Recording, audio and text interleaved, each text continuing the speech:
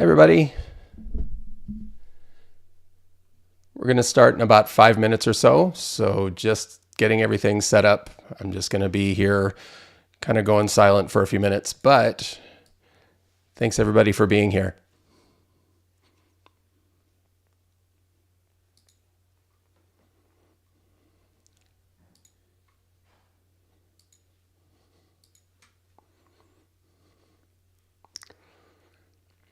If you can, why don't you say hello in the chat? Let me know where you're from. Let me know whether you're someone just getting ready for boards. Obviously, you're welcome if you're not, but just let's just see how it goes. See how many we have here of each type.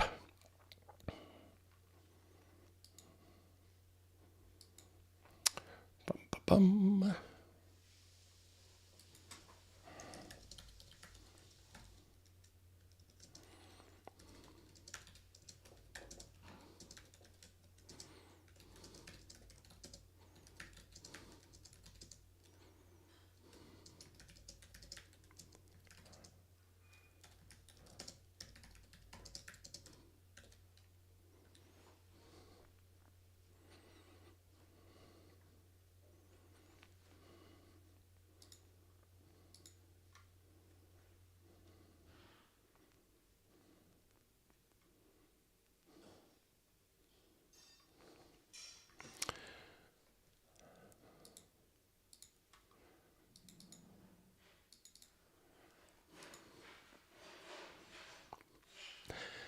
Seeing some come across. Let's see.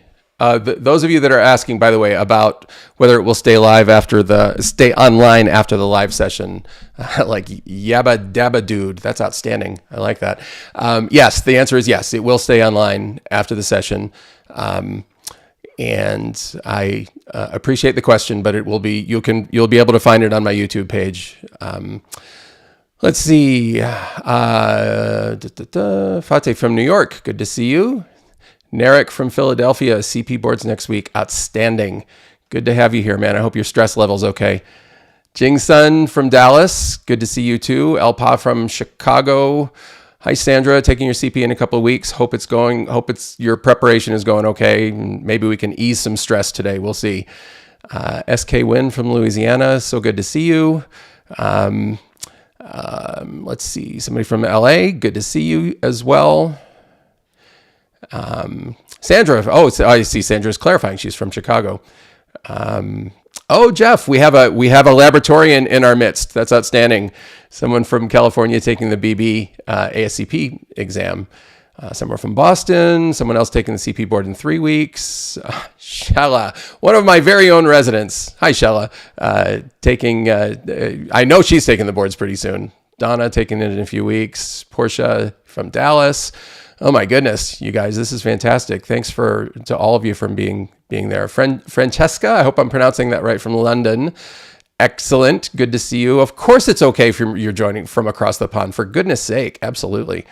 Saida from Pakistan. My goodness. Fatih, okay, I didn't call you by the wrong name. Nagahan from Florida. Good to see you. Laura from New York City. Rob from Atlanta. I'm going to miss people, so forgive me if I skip over. That doesn't mean you're less important. Rhiannon, who's an MLS, taking the SBB. Okay, great. Good deal. Good to have you.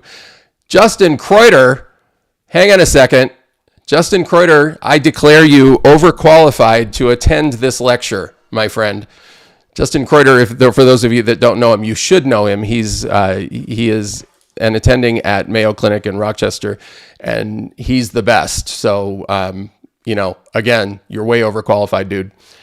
Let's see who else we have here. Simi Dilheimer, Raghu in a few days. Alexis from Atlanta, getting your board soon. Hisham, hope I pronounced that right, from Miami Beach. Gyla from East Carolina, that's awesome. Athena from Kentucky. Nicholas from Mass General. It's awesome to have you guys. We're gonna get rolling here in just a second. I just have to check something here to make sure I'm trying to get to the right place in my YouTube app so that I can more accurately monitor stuff. Give me 1 second.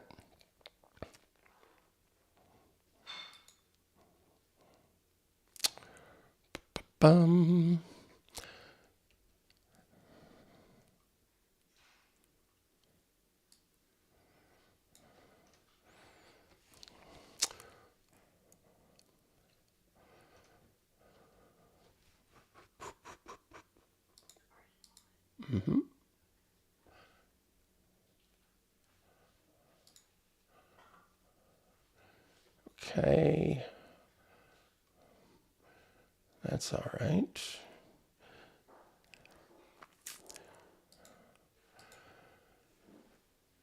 Okay. Nice recovery, Justin. Well, that's very nice of you. So all of you that are on, I can't read all of them, but I am so grateful that you guys are here. This is it's a wonderful opportunity for me to be able to hang out with you guys. If you know anything about me, and I think my residents at Loma Linda would probably say this, I hope they would say this, that if there's one thing I really care about, it's teaching the essentials, professionally speaking. Obviously, I care a whole lot about other stuff, personally speaking, but from the professional perspective, going over the essentials with you guys is just what I love to do. It's my favorite thing in my professional life, and the opportunity that you guys are granting me to be here with you today, for you to spend your time, especially those of you that are getting ready to take your boards in a few weeks. I am just so incredibly honored that you're here. So let us just start talking. Let's start the discussion. I have one of my wonderful residents, Andy Shields, who is going to be monitoring the chat to make sure I don't miss too much stuff. Andy, thank you so much for doing that. I see a couple of other people on my that are writing in that are also my residents. Hi, Yazaman. So it's great to see you all. Let us rock and roll. So here's the thing. Those of you that are getting ready to do this, those of you that have your CP board exam coming up in a couple of weeks, I know how you're feeling. I've been there. It's been a long time, but I've been there. And I know you feel like you don't have enough time to do everything that you need to do and cover everything you need to cover. Totally get that. So this session is designed hopefully to ease a little bit of that stress, but there's a couple of caveats that we need to cover up front. First, we have to understand, all those of you that are not people that are taking the CP board exam in either next week or in the next few weeks, you have to understand that has to be my target audience for this. I truly hope, that this will help those of you that aren't in that boat, but that's the primary audience. And so as a result of the fact that I'm going to try to cover in 90 minutes, and just a little secret between you and I'm not sure I'll get done in 90 minutes. I'm going to keep going until I get done. So it's up to you guys whether you want to stay or not. It might just be me, my residents, and a couple of crickets by the time I get done, but I'm going to keep talking until I get to the point where I get through as much as I possibly can. Anyway, so like I said, this has to be skimming the surface. What we'll do is we'll cruise across the surface, cover the surface stuff as best we can, but every now and then we'll kind of dive into the water where there's something just below, some nuggets that we can mine for you. That's the whole goal of this. And the simple principle is, I have to let you know, this is really important to understand. I don't know what's going to be on your board exam. I don't write the questions. I know people that do, but I deliberately, not that they would tell me, I have no idea for sure what's going to be on the board exam, but I have been doing this for a long time. I taught the board prep, the blood bank board prep at the Osler Institute for 20 years. I've been a CP attending, a blood bank attending for a really long time. And as a result of that, I can predict. And we're lucky though, because you guys, here's the thing. The American Board of Pathology actually kind of gives us some hints. They give us some topics, generally speaking. There is, as you know, a blueprint. I'm not talking about the blueprint necessarily, but they talk about the general categories of questions that they ask. And they're very, very broad. But in knowing these general categories, along with knowing, what other standardized exams have asked, such as the resident in-service exam, they also put out the general categories of questions publicly. So all that's public information. Again, I can tell you what I would ask, and I could tell you with not certainty by any stretch, but at least some level of prediction what you might be facing. So all that to be said, this is our outline for today. This is what we're going to do. We're going to hit the donor criteria, and then the green stuff is all the immunohematology or blood group stuff. Then the red stuff is the blood component and blood component processing and use. And then the yellow is the transfusion reactions. The majority of our time is going to be spent on those, the green, the red, and the yellow, simply because that's where most of the questions, as far as as the blueprint suggests, come from. But we'll also spend a little bit of time at the end on transplant, a little bit less maybe even on therapeutic apheresis, and then maybe one slide on lab standards and regulations. So that's where we're going. Let us start with something that I'm guessing a lot of you may not be super familiar with.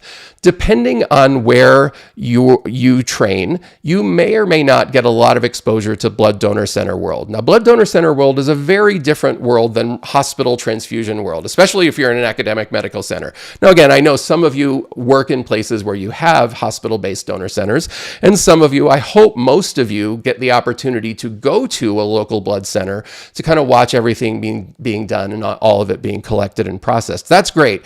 Basically, what we do in donor centers is very specific, and there's a whole lot of steps. You can kind of see them here. This is not something for you to memorize by any stretch, but it's just something that I wanted to show you to understand that a whole lot happens that we're not necessarily noticing prior to the point where we get down here where we're involved in hospital transfusion services. That's what's important. There's a lot of work that's going on in blood donor center world, and all of it's really important. And for you guys, some of it is testable. So let's talk a little bit about some of that and how we process donors, how we work with donors. So when a donor comes in to donate blood, and let me just say right now, I believe, and I stand on this, that the blood donors are the best people on the planet. I will fight anybody who argues otherwise. They are amazing people, and it's incredible what they give to us. They come in and they spend several hours of their time sometimes, and we give them at the end a cookie. Woo! Wild, right? Come on. It's the trade-off is spectacular. They save somebody's life. We might give them a cheap t-shirt. Right? Come on, it's crazy. But blood donors have to go through a significant and important process before they get to the point where a needle goes into their arm. And that starts with some other stuff in terms of physical exam stuff that we'll talk about in just a second. But part of it is being asked a whole bunch of questions. I deliberately made this piece of paper over here very small because you don't need to memorize the specific questions on the donor history questionnaire, which comes from the AABB as a way to comply with FDA and federal rules. I hope you're familiar with AABB. The way I look at AABB is it's a national organization. It's kind of an international organization that functionally helps us comply with FDA and other federal rules. These questions on here are very personal and very detailed, and we'll talk about some of the results of those questions in just a second. But you should understand that pretty much wherever you go to donate blood, you're gonna face pretty much the same battery of questions. And in addition, as you're getting ready to do that, often you'll be faced with some physical criteria. In other words, we're going to do basically a mini physical exam on you, and when we're doing that, we're going to evaluate you for some things. Now, here's what's really important to know. If I were writing test questions, as I said, I don't write boards questions, but this table right here is gold for people that write exam questions. So let's talk about the things on here real quick. The age varies by state. Generally speaking, it's 16 plus, and in some states it's more, some states it's less, but generally speaking, 16 plus is okay. The weight of the donor is important because we don't want to draw too much blood. And so the minimum is 110 pounds or 50 kilograms. There should be an end parenthesis on that. And that is basically to allow us to collect a maximum of 10.5 mils per kilo of blood from any given blood donor. The hemoglobin and hematocrit, burn this one into your brain. You've got to know this one. It's very popular. For women, the minimum hemoglobin is 12.5 grams per deciliter with a hematocrit of 38%. For dudes, that's 13 grams per deciliter and 39. The differences, and you can kind of see on the right, and it doesn't make total sense because frankly, a man below 13 is anemic by WHO criteria, but a woman at 12.5 actually is not anemic. So why are we drawing them a little bit higher? Well, basically we're drawing them higher because of the greater possibility of depleting iron in premenopausal women for what I hope would be obvious monthly reasons. Let's leave it there. Blood pressure between 180 and over 100 to 90 over 50, and the pulse needs to be between 50 and 100. Unless someone is an athlete, we can carve out some exceptions to that for some crazy marathon runner. And it does need to be regular as well. So we can't just put them on a machine. We actually have to check the pulse manually. Temperature can't be over 99.5 or 37.5 Celsius, again, just as a screen for infection. Now, you guys, when we talk about deferrals from blood donation, what we're basically referring to is the scenario where when someone answers questions in certain ways, it leads them to be disqualified. Now, in some cases, those questions are answered in a way that leads us to permanently disqualify them. In other cases, it's shorter time frames. I have 3 boxes on here for permanent 3-year deferrals and 12-month deferrals that I want you to be aware of. There's not a whole lot of stuff that goes into either one. And again, this is high level, so we're not giving everyone. The permanent deferrals, the most famous ones and the most obvious ones, are generally those who test positive for Hep B, Hep C, HIV, and HTLV. That just seems obvious. Now, there are some possibilities of coming back in if you're not confirmed positive, but even a false positive test lends you functionally a permanent deferral unless you do something else. There's also, for reasons of the possibility of passing on Creutzfeldt-Jakob disease, there's dura mater grafting that will also lead you to a permanent deferral. And this last one, leukemia, lymphoma, I put that in even though there's no regulation that people with leukemia and lymphoma, usually adult leukemia and lymphoma, are permanently deferred. But most blood centers do that simply because if there were going to be a cancer transmitted by blood, you would think it would be one of these. Okay, 3-year deferrals mostly revolve around malaria. People who have either had malaria and gotten better from it, recovered from it, and 3 years later they can donate, or people who lived for more than 5 years in an area or a country where malaria is endemic according to the CDC. There's only one 12-month deferral left, and these are relatively recent changes. I'll talk about that in just a second. But the kind of the main remaining 12-month deferral left is if you're in prison for more than 72 hours. I just want to say I don't know what happens at hour 73 in prison, but I want to get out before hour 73. So please don't. If you ever hear of me being in prison, I hope you don't allow me to be in beyond 72 hours because I would not be a happy guy. All right, so that's the permanent 3 years and 12-month deferrals.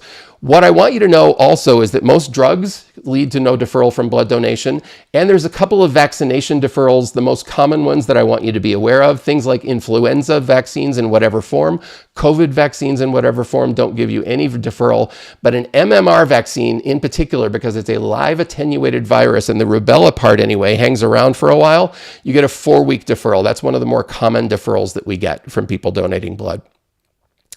And then we have the 3-month deferrals. And these 3-month deferrals, most of these until the last several years, particularly during COVID, used to be 12-month deferrals. And I bring this up right now because people have asked me a lot, well, do I go with what is a current rule, or if the rule has changed recently, how do I answer the question? How do I do that? Well, the bottom line is my personal belief is you answer it the way it is right now. You answer it the way it is right now, and you just you do the best that you can, understanding that I don't know the formula for when boards updates their questions to get to the most recent criteria. These have been around for a while, so I would go with these. So the 3-month deferrals, are most of the stuff that you would think would lead somebody to be deferred, but probably not forever. So you can see the list here. I don't have time to go over all of them, but we are going to talk about the high-risk sexual contact because that's something that changed roughly a year ago. But the other things are basically involve situations where there is risk of someone being someone being exposed to a virus of some sort. In particular, we're thinking HIV or hepatitis viruses, things like that. And the malaria endemic travel is as well. So again, 3-month deferral until you're clear. But this high risk thing is something we need to talk about because this is a relatively recent change. It was just over a year ago when FDA put out this guidance that specifically defined high risk. Now, previously, our deferrals were primarily based on male-to-male sexual activity, and there were a lot of issues with that. Let's just leave it there. But the new deferrals are designed to be more able to pick up high-risk activity, whether it's a man or a woman involved. And so specifically, FDA wants us to ask about if an individual, a blood donor, has a new sexual partner in the last 3 months. Okay, and if that answer is yes, only then we ask them if anal intercourse was involved. Pardon me for being frank. This is the rule. So I hope your kids aren't listening. So again, you ask about new sexual partners in the last 3 months, and only if it's a yes do you ask about anal intercourse. Same thing with multiple sexual partners. And again, this is asked of both males and females, and regardless of penetrative or receptive anal intercourse, doesn't matter, is anal intercourse involved. If that is the case, then there's a 3-month deferral that's applied. And that is primarily to get us past the window period for HIV infection, the time between when someone is infected and when someone can be detected on a test. Let me just take a quick moment and look at the chat and make sure I'm not missing any big and important questions. Oh, my friend Jen from Ohio State is here. Hi, Jen. Let's see. People, again, asking about whether the live stream will be up, the recording will be up. It absolutely will. Somebody asked about living with a person with hepatitis B caused deferral. Yes, living with a person with hepatitis is a deferral. I believe it's a 3-month deferral, and it's any active hepatitis, not just Hep B. Hep C that's not active, that's actually not true. Living with someone with current hepatitis B is a deferral. Living with someone with active hepatitis C is a deferral.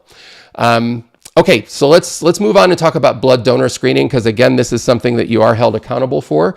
Things that would lead you to be deferred from blood donation include all these tests that we do on units of blood that we donate. And so you should be aware of these. There are 3 tests for hepatitis B: the surface antigen test, the anti-core, and the nucleic acid test, or a PCR test, basically, most commonly. 2 tests for hepatitis C, which also includes an antibody and a nucleic acid test. Same thing with HIV. I would especially, if you forget any of the rest of this, I would especially focus on knowing these. The test for hepatitis and the test for HIV are super, super, super important. The ones down below, the syphilis, HTLV, West Nile virus, they're all important, but there's 2 asterisks at the bottom that I would call your attention to. Anytime you see something weird or out of the ordinary, people that write test questions like to grab on those. The first with the Chagas test, the test for Trypanosoma cruzi. It is the one and only test that is only required one time in a blood donor's lifetime. So if you've been tested for Trypanosoma cruzi, there you go, at that particular blood donor center, you are not required to take the test again. It's not like you actively take the test. The center won't test your blood again. I have my own feelings about that. That seems silly to me, but that's the rule. The other one, the test for Babesia, is actually the one and only test that is geographic. So depending on where you donate blood, not where you live, but where you donate blood. And you can see these yellow areas along the East Coast and in the upper Midwest are the areas where Babesia is primarily endemic. So if you donate basically along the East Coast and in the upper Midwest, you will get your blood tested for Babesia. But if you live somewhere else, even if you lived, say, in Wisconsin and you were donating out here in Arizona or New Mexico, you would not be tested. It depends on where you are at the time of donation. Okay, so that's important. There's one other thing before we leave blood donor stuff that I want to make you aware of. And this is a really important regulatory thing. It is federal law that if someone tests positively or confirmed positive or initially repeat reactive for either HIV or hepatitis C, we are required, blood donor centers are required to identify patients who were transfused blood from that donor within the 1 year prior to the previous negative. So let's just say I get somebody, they test positive for HIV. I look back and I see they donated 4 months ago. Okay, they donated 4 months ago. Now I look back 1 year from that, and I'm required to notify the hospital where those blood units went so that they can notify to either the patient or the doctor taking care of the patient, and in some cases with HIV, the family if the person is deceased. All that gets into detail that you don't need to know, but the principle of look back is really, really, really important. And again, that's not optional. That is absolutely federal law. We don't have any choice about that. All right, so let us move on and talk about immunohematology. I'm going to look at the questions for just a second. There's a really important question here that Fatih raises. I know this is not a board-related question, but I wonder how effective the deferral for high-risk sexual activity is, since it is only controlled by a self-report. Here's the thing, Fatih, we don't just rely on people self-reporting. Our testing is amazing. Our testing is spectacular, and it has a super short window period, in particular for HIV, somewhere around 9-10 days, something like that. But what would shock you is that blood donors are incredible incredibly honest. And obviously I can't speak for everyone, but my feeling is, and just from personal experience, we see a lot more honesty than we do dishonesty in blood donor centers. Sammy asks why the test for Chagas is a silly test. I think it's silly to only test somebody once, because that discards the fact that someone could go to Central America and spend 3 months and get Chagas disease, and they wouldn't be tested, right? If they've already been tested. There's debate back and forth on whether Chagas can even really be transmitted. So that's kind of the compromise that people have come up with. Arcana just asked, Babesia positive deferral period. Oh boy, I have to review that one. So it's functionally a permanent deferral, but you can be retested in the future. And I think that's 2 years. Justin, correct me if I'm wrong on that. I can't remember that for sure, but there is a significant deferral period after which you can get tested and you can potentially be re-entered for Babesia. So I'm going to have to move on. We can't get bogged down in any more questions. I apologize. Again, I'll hang around at the end and answer more questions if I can. So as far as blood groups go, the immunohematology world, there is a lot to know about blood groups. Basically, all these different antigens on the surface of the red blood cell are really important to recognize and really important to understand. And we're not going to go into enormous detail on them, but you should know that all of these antigens have a function. And where we worry about them is when one or more of them is missing. Say, for example, someone lacks the RHD antigen and they get exposed to it by someone else. What happens then? Will they make an antibody? And if they make an antibody, what are the features of that antibody? And really, we revolve a lot of our work in blood groups on whether the blood groups tend to form antibodies that are IgG or blood groups tend to form antibodies that are IgM. So let's talk about that for just a second. But as you're learning these and as you're reviewing these, I want that to be a really big thing in your brain because it helps you to understand which ones are significant and which ones are not significant. So let's talk about this. Basically, IgG molecules are characterized by the fact, IgM molecules are characterized by the fact that they're really good at directly binding to red cells. They're really good at that. And you see that in this little illustration. They can bind to those red cells pretty quickly and directly agglutinate them. On the other hand, IgG molecules, because they have, I liken them to T-Rexes. They little tiny arms. It's hard for them to reach one and then reach another. It's a difficult challenge for them. So IgG molecules tend to coat the red cells but not agglutinate them, which means that in order to see that an IgG has coated a red cell, we usually need some help. And that help is in the form of this reagent called anti-human globulin, or AHG. Anti-human globulin is this dotted line little antibody here. It binds onto antibody, and then binding the antibody gives you visible agglutination. Most everything we do in transfusion medicine is based around one of those two principles, either the indirect agglutination by IgG or the anti-human globulin, I should say, or the direct agglutination which comes as a result of IgM. Now, don't get that confused. I'm not talking about direct antiglobulin versus indirect antiglobulin test. We'll talk about that in just a second. That's something different. But let's talk about what this means. If a blood group antibody tends to be IgG, what that means is that IgG antibodies tend to react best at body temperature. In other words, we call them warm antibodies. IgM antibodies, because of a lot of biochemical things going on below the surface that are more detailed than you need to be aware of, they react best below body temperature. Now, there's a caveat to that. I'll come to that in just a minute. But antibodies that react best at cold temperatures, below body temp, versus those react best at warm, basically means, and we talked about this, the coating but don't agglutinate for IgG versus IgM. But this is what's really important. What's really important is that IgG molecules tend to require exposure through pregnancy or transfusion in order to form, whereas IgM molecules tend to be naturally occurring, meaning they just respond to things in nature, and we'll talk about that more later. But this is the big picture thing.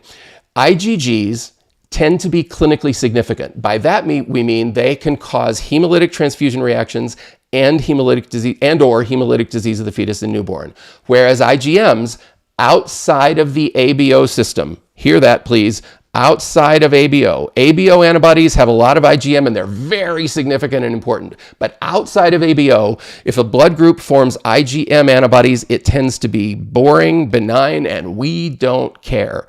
So as we go through these blood groups, we're going to talk about these features for each and every one of these. And I want you to be really aware of, I want you to be able basically to get to IgG versus IgM for most of them in a really big hurry. When we talk about these reactions and how red cells react with antibody, there can be a lot of different ways that it can happen. These are the three main platforms that are used in blood banking: the tube testing on the top, the solid phase testing in the middle, and the gel or column agglutination, which is the most popular way that blood group testing is done, or blood group antibody testing is done on the bottom. All of these go from 4+ on this side to 0 or negative on that side. And I don't have time to talk to you about why solid phase looks backwards, but I hope you'll take just a few minutes to check out my website on that if you're not clear on it. My friend Justin, who happens to be on the chat, and Justin, thank you for answering about Babesia, describes it as a red carpet that's positive and red eyes that are negative. And there's a reason why, but again, we don't have time to delve into it now. But what we do have time to delve into, because it's super important for you to know, is the difference between the indirect antiglobulin test and the direct antiglobulin test.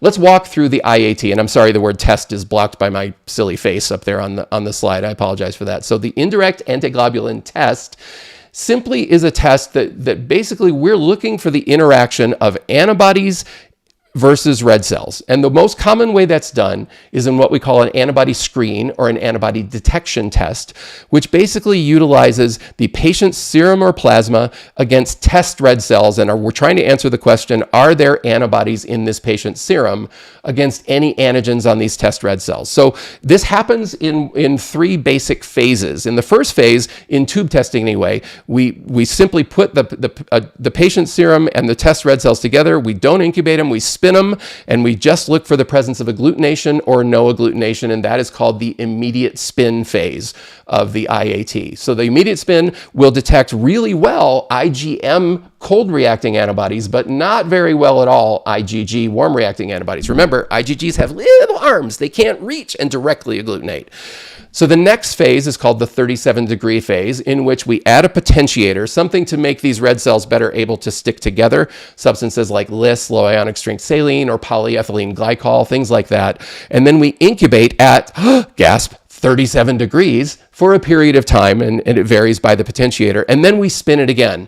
The idea being we've put things in a better situation to potentially bind. Again, most IgGs don't bind this way. They can, or don't agglutinate this way. They can bind, and you can see them there bound to the surface of the red cell, but you don't typically get visible agglutination with IgG, and that's most of the significant antibodies outside of the ABO system. And then the last phase is where the money is. The last phase of the IAT, the indirect antiglobulin test, is what we call the AHG phase, or the anti-human globulin phase. You first wash this mixture. This is the same mixture going through all through the test. We wash it to get rid of anything unbound. Then we add this anti-human globulin reagent. That's the dotted line one from the previous slide. Antibody against antibodies that gives you visible agglutination in this phase, the anti-human globulin phase, the AHG phase. I will warn you, sometimes blood bankers, because we like to confuse people, we will call this phase the IAT phase. That's an equivalent term, but functionally the entire test is an IAT. And even though people call this the IAT phase, it's because that's the most important part of the test. Okay, so the way this is shown is typically shown in results on, this is, for example, an antibody panel where you see results at the immediate spin phase of our patient plasma against this particular donor, this particular donor, this particular donor, this particular donor. And so you see immediate spin, 37, and AHG. This particular one shows a warm reacting antibody, probably an IgG, not an IgM, because we don't see any reactions down here. And it's getting stronger at the anti-human globulin phase, which is what we expect with IgGs. I hope that makes sense. The IAT, again, most commonly used in antibody detection tests. On the other hand, the direct antiglobulin test is a scenario where we are not matching, or we're not mixing antibody and antigen. We're looking to see, has that already happened in the body? That's why it's direct. We take the red cells directly from the body, we wash them, and we look to see, we're answering a question. Are these red cells coated with antibody and or complement in the body? Because all we do is we just wash it, and we do the same last step that we did in the IAT, add that anti-human globulin, spin it and read it, and look for the presence of agglutination. So again, that's directly from the body, and that's the big difference between the IAT and the DAT. And just in case that isn't clear, the big thing that I want you to know is we're answering different questions with the IAT and the DAT. The IAT is done every time somebody's going to be transfused red cells when we're making sure, well, functionally, when we're making sure that there are not incompatible antibodies in our patient's system. That's the first question. Does my patient have a red cell antibody? And that's the antibody screen or antibody detection test. The second question that we might answer is we might do it the opposite way. We might try to answer what antigens are on my patient's red cells, and we can do that with an IAT. That's called phenotyping. Not done all that often, but much more commonly this one. So every patient that gets transfused gets an IAT that we call an antibody screen. However, not everybody who gets transfused gets a DAT, the direct antiglobulin test, because really the main question we're asking with the direct antiglobulin test is, why is my patient hemolyzing? Or my patient's had something happen during transfusion. Are they at risk of hemolyzing? It's not a general question we want to ask of everybody. We want to ask it in specific situations like autoimmune hemolysis and potential transfusion reactions because we want to limit the question, basically. All right, so I'm going to skip ahead just a little bit to the next slide that I want to hit with you, and that's when we're going to talk about the individual blood groups. The way I look at these is it might not seem intuitive to you at first if you haven't heard me talk about this before. I look at the blood groups, and these are the most important blood groups that we're going to deal with, the ABO-related blood groups, and you see them there, the RH, KID, MNS, Duffy, and KEL. We look at them. I look at them in terms of how enzymes react on them. And that may seem really weird to you. The reason I do that is because when I was in your shoes as a resident, I had a devil of a time remembering what enzymes did. The short version, enzymes interact with red cell antigens, and they may make them stronger so that antibodies react more strongly against them. They may make them weaker so that antibodies react less against them, and they may not do anything at all like out in the KEL system. Now that may seem like the most esoteric and stupid bit of information you've ever tried to memorize. Well, that's why I teach them this way, because I know it's dumb. But sometimes you do get asked about things like that. In my opinion, you're at risk for it. So let me give you a way to remember it. So the easiest way to remember it is to think of the enzyme enhanced blood groups, the ones that get stronger with enzymes, with three letters: A, R, K. Now, if any of you ever heard an old story about Noah and a big ship, that might resonate with you. ARK, A-R-K. Then you've got MNS and Duffy. Well, I don't know. I don't have any idea how you're going to remember MD. A lot of you that will apply, so that's not too hard. And then KEL is snooty and it sits off here by itself, and we'll talk about why KEL is unaffected by enzymes later on. But you're going to see this over and over. It's unlikely anybody's going to ask you, hey, what's the effect of enzymes on the MNS system? It's possible, but it's less likely. It might just be in one of the answer choices where you have to have that piece of information in your head. Okay, let us talk about the ABO system. And again, this is going to be super high level, guys. There's important stuff to know about ABO. Obviously, ABO is the most important blood group. The consequences of incompatibility are dramatic and awful, and we got to be really familiar with them. ABO antigens start off as an antigen called H. Basically, this is the H antigen. Don't memorize this. Don't even think about memorizing this. But the H antigen is like the backbone, the precursor. If someone inherits at least one allele for the A blood group, they are able to make an enzyme which slaps an N-acetylgalactosamine on the terminal sugar there and changes that H antigen into an A antigen.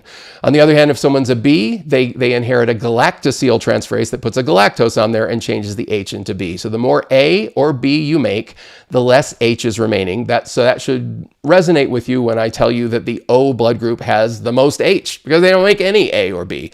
And I hope that makes sense. Now this next slide is something you've definitely seen before, and this is Landsteiner's law. The scenario where people learn this in high school, right? But if you're blood group A, you have A antigen on your red cells, and you have anti-B in your circulation. Now we call that naturally occurring, meaning you don't have to be transfused or pregnant in order to make this antibody. And you notice I'm showing it as predominantly an IgM, which it is in blood group A. basically these antigens are all over in nature, including in our gut flora. And so we see these antigens. If you're blood group A, you see B antigen all over the place and you're internalizing B antigens, so you form the antibodies against it. Again, it's not that you don't see it. The immune system doesn't work that way. It's just that you don't have to be transfused or pregnant to see it. Reverse is true for group B. They make an IgM anti-A. If you're AB, it makes no sense for you to make antibodies because you'd attack your own cells. And if you're O people are interesting. O people are weird, and I say that as a proud group O person. We'll talk more about this in just a sec, but you notice I'm showing IgG molecule antibodies for group O, and that is generally true. There's some IgMs, but a lot of IgG, and 3 different antibodies, anti-A, anti-B, and an antibody that reacts against both A and B. More about the implications of that in just a sec. You do need to be familiar with how we do this testing in blood bank world. We do the testing for ABO in 2 stages. There's the forward or the cell grouping, sometimes called the front typing. That's basically a scenario where we have 2 test tubes labeled, one labeled with anti-A, one labeled with anti-B, and we have reagents, a blue anti-A and a yellow anti-B. I have protested about this for as long as I've been a blood banker. Why on earth is anti-B not blue? Anti-B should be blue. For crying out loud. Blood bankers try to explain that to me, but it just makes no sense.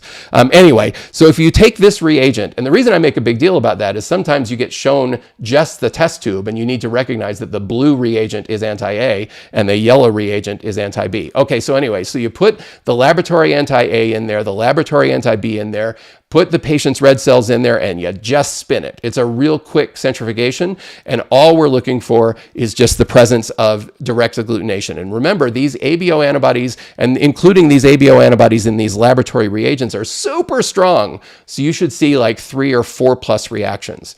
Now, on the other hand, the reverse grouping or the serum grouping, and as blood bankers like to call it, the back type, my writing is terrible, sorry about that, the back type, it's the opposite. We're looking for antibodies. Forward grouping is looking for antigens on our cells to determine our ABO type.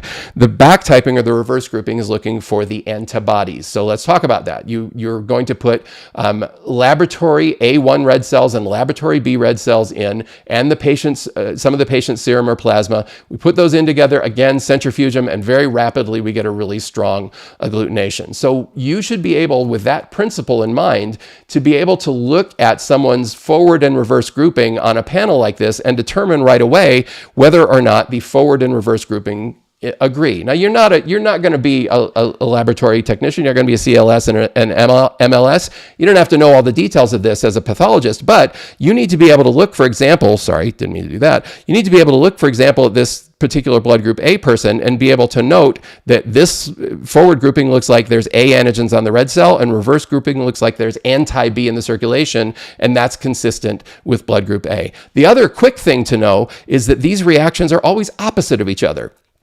Notice we've got positive, negative, then reverse, negative, positive, then negative, positive, positive, negative. Same thing is true for AB, positive, positive, negative, negative, and same thing is true for O, negative, negative, positive, positive. Reason I make a big deal about that is I want you to, as a pathologist, all you need to be able to do is see if there's an ABO discrepancy and know right away that there is. That is very, very important to understand. Okay, so let's move on. And I mentioned that we were going to come back to blood group O because maybe it's just because I'm blood group O and I'm hyper about blood group O. So most important to recognize that group O is the most important. It's the most important. Listen to me. Patting myself on the back is the most important. It's the most common, maybe not the most important, but it is very important. And this mostly IgG antibody thing that I mentioned to you before, the combination of the 3 antibodies, anti-A, anti-B, and anti-A comma B that are mostly IgG, not all, but mostly, leads to something very important. Because as you recall, IgG antibodies are capable of being transported across the placenta.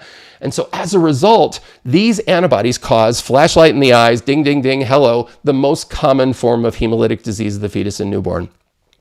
It's not the most severe. We're going to talk about Rh and KEL related HDFN later on, but it is the most common, the scenario where a group O mom gives birth to an A or a B baby, and the baby is born with mild hemolytic disease of the fetus and newborn. It's almost always mild, not severe, but it's important to recognize. The other thing to know about this is that those antibodies tend to be a lot stronger than in blood group A or blood group B people. And there's a lot of reasons for that. You see that there. Let's move along. Okay, the Lewis blood group system is a subtype of ABO, and there's a lot to know about ABO. I love Lewis so much that I did like a 45-minute video on Lewis on my website. And I know to some of you that feels like I'm going to take this pen and just shove it through my brain, but you don't need to know that much as a pathologist. Here's a couple tidbits that I do want you to know. Lewis antigens are primarily formed in the circulation. In other words, they're free floating. They stick to red cells, but they're not intimately bound to red cells like ABOs are. In most people who make these ABO antigens in their secretions and as a result can make Lewis antigens in their secretion, they make a whole lot of Lewis B and a tiny little bit of Lewis A. And for the most part, what that means is that when you look at their red cells are going to be coated to a small extent with Lewis B and not a lot with Lewis A. So their red cells are going to look like they're Lewis A negative, B positive. Now, the Lewis antigens also, because they like to stick to lipoproteins, they also stick to lipoproteins as well. But one thing that's really important to recognize, and this is important both in the real world and the exam world, is to note that when someone is pregnant, that these compartments, if you will, these imaginary compartments of plasma and lipoproteins go up. Females' plasma volume goes up when they're pregnant, lipoprotein levels go up. So as a result of that, you basically get the antigens being drawn off of the red cells. Remember, they're just sticking on there anyway. They're not tightly bound. They're drawn off and they stick over here in the plasma and lipoproteins, leading to a pregnant female often changing her Lewis type and sometimes even making antibodies while pregnant, which is really weird. And that doesn't make a whole lot of sense to me. But antibodies and changing Lewis type is characteristic of pregnancy, and I want you to be aware of it. Outside of that, though, in terms of the Lewis system, the antibodies are not that important. They're cold reacting IgM. They don't react at body temperature. So if someone has a anti-Lewis A and it doesn't react at body temperature, we don't care. We don't give them Lewis A negative blood. It's not important. It doesn't cause those hemolytic transfusion reactions. And we also don't get hemolytic disease of the fetus and newborn, which is important during those scenarios where a pregnant female comes up with a Lewis antibody. So the reason that you don't get it, first, is that it's IgM, doesn't cross the placenta. But second, making those Lewis A and Lewis B antigens that I described briefly on the other slide, that actually happens after you're born. So for the most part, you can pretty much rely on. There's a few examples in the literature, but you can pretty much rely on the fact that Lewis antibodies don't cause HDFN. All right, the big I system, there's only one slide that I want to share with you because there is something here that's really important. So big I, again, they're variants, they're built on the same chains that ABO antigens are built on, those H's to the change to A or B that I showed you before. But they're more of a three-dimensional structure. More detail on that if you want on my website. But the important thing to remember is that the antibodies against those antigens are classically autoantibodies, and they're cold reacting autoantibodies. So the classic associations in the big I system is the presence of, with an autoanti big I, which occurs more in grown-ups, in adult people. The older you are, the more big I you have. And it's classically seen in cold agglutinin disease, and it's also associated with mycoplasma. And again, that's a high yield test nugget right there. So you see somebody with mycoplasma, this is a chest x-ray of someone with mycoplasma, and they have something going on in their blood, your first thought should be something going on with a cold autoantibody, in particular autoanti big I. Little I antigen is seen more on younger people, neonates in cord blood especially. As you get older, little I fades away and it becomes big I, but that's also associated with cold agglutinin disease. But the big one for standardized exams to remember is the presence of the association with a child, typically childhood disease, with infectious mono developing or having an autoanti little I. The last one that I'll talk about in the ABO system is the P1PK system, and that's a challenging system. There's a whole lot of detail to that. But the one thing I do want you to be aware of is that there is one antibody in the P1PK and globicide system that causes paroxysmal cold hemoglobinuria. That's important for you to remember because it's easy to mix that up from something in the hematology section that you'll learn, paroxysmal nocturnal hemoglobinuria, which is a complement problem. And again, I'm not teaching heme, so let's leave that there. But PCH is a scenario that's classically seen in kids after a viral infection, and it's an antibody that binds in cold temperatures. It's called what we call biphasic. It binds when a person is in colder temperatures, and then when that person warms up, like if someone's playing outside in the snow in Colorado in the winter, and then they come inside to warm up, the antibody binds in the cold and then hemolyzes in warm temperature. That's a very, very weird and unusual antibody, and it can cause a significant amount of hemolysis. And again, there's a lot more detail to it, but as a pathology resident, that's what I want you to know about it. Okay, so again, we're still in this enzyme classification, looking at the enzyme-enhanced blood groups. We've done the ABO family. We're going to do RH in kid now. There's a lot to talk about with RH, and I'm going to try to abbreviate it as best I can. The RH system functionally revolves around 5 main antigens, the big D and big and little C and big and little E. So if I say someone's RH positive, I mean that they're big D positive. Don't let little d confuse you. There's no such antigen as little d. Functionally speaking, the alleles are, there's 2 of them, 2 gene sites, RHD that codes for the presence or absence of big D, and the RHCE that codes for some combination of big and little c and big and little e. I would tell you, since I don't have time to talk about it today, that the haplotypes, the combinations, are probably something you should take a few minutes to memorize before your exam. And that's the things like, what big R1 stands for. Big R1, for example, is the combination of big D, big C, and little e. But we just don't have time to go over that today. What is important to recognize, especially with the RHD antigen, is we talk about RHD, and everybody knows that when we match people for transfusion, we always match them not just for ABO, but we also match them for RH, and specifically RHD. And the reason why is that these are 2 separate antigens on the surface of the red cell, the D and the ones that code for CE. C versus E is just 1 amino acid, but D positive, RH positive versus RH negative is really significantly different. Someone who's RH negative, they don't just have 1 or 2 amino acids different. They lack the whole darn thing on their surface. So in other words, someone who's RH negative like this, if they get exposed to RH positive antigens, they are very likely to make an antibody because they go from seeing nothing at all to seeing this gargantuan red cell antibody, gargantuan red cell structure, that often leads to formation. And that's what we're talking about, that RHD stimulates about 25 to 30% of the time. Someone who's D negative, who gets transfused with D positive red cells, will make an anti-D. Most of the other antigens in the RH system are 1% or less, but RHD specifically has that. And the antibodies are IgG, so you already know that they can cause hemolytic transfusion reactions, and of course can cause hemolytic disease of the fetus and newborn. And we'll talk about HDFN in just a sec. I do want to mention something to you real quick on D variants. The weak D variant in particular is something that I think is something you should probably be aware of.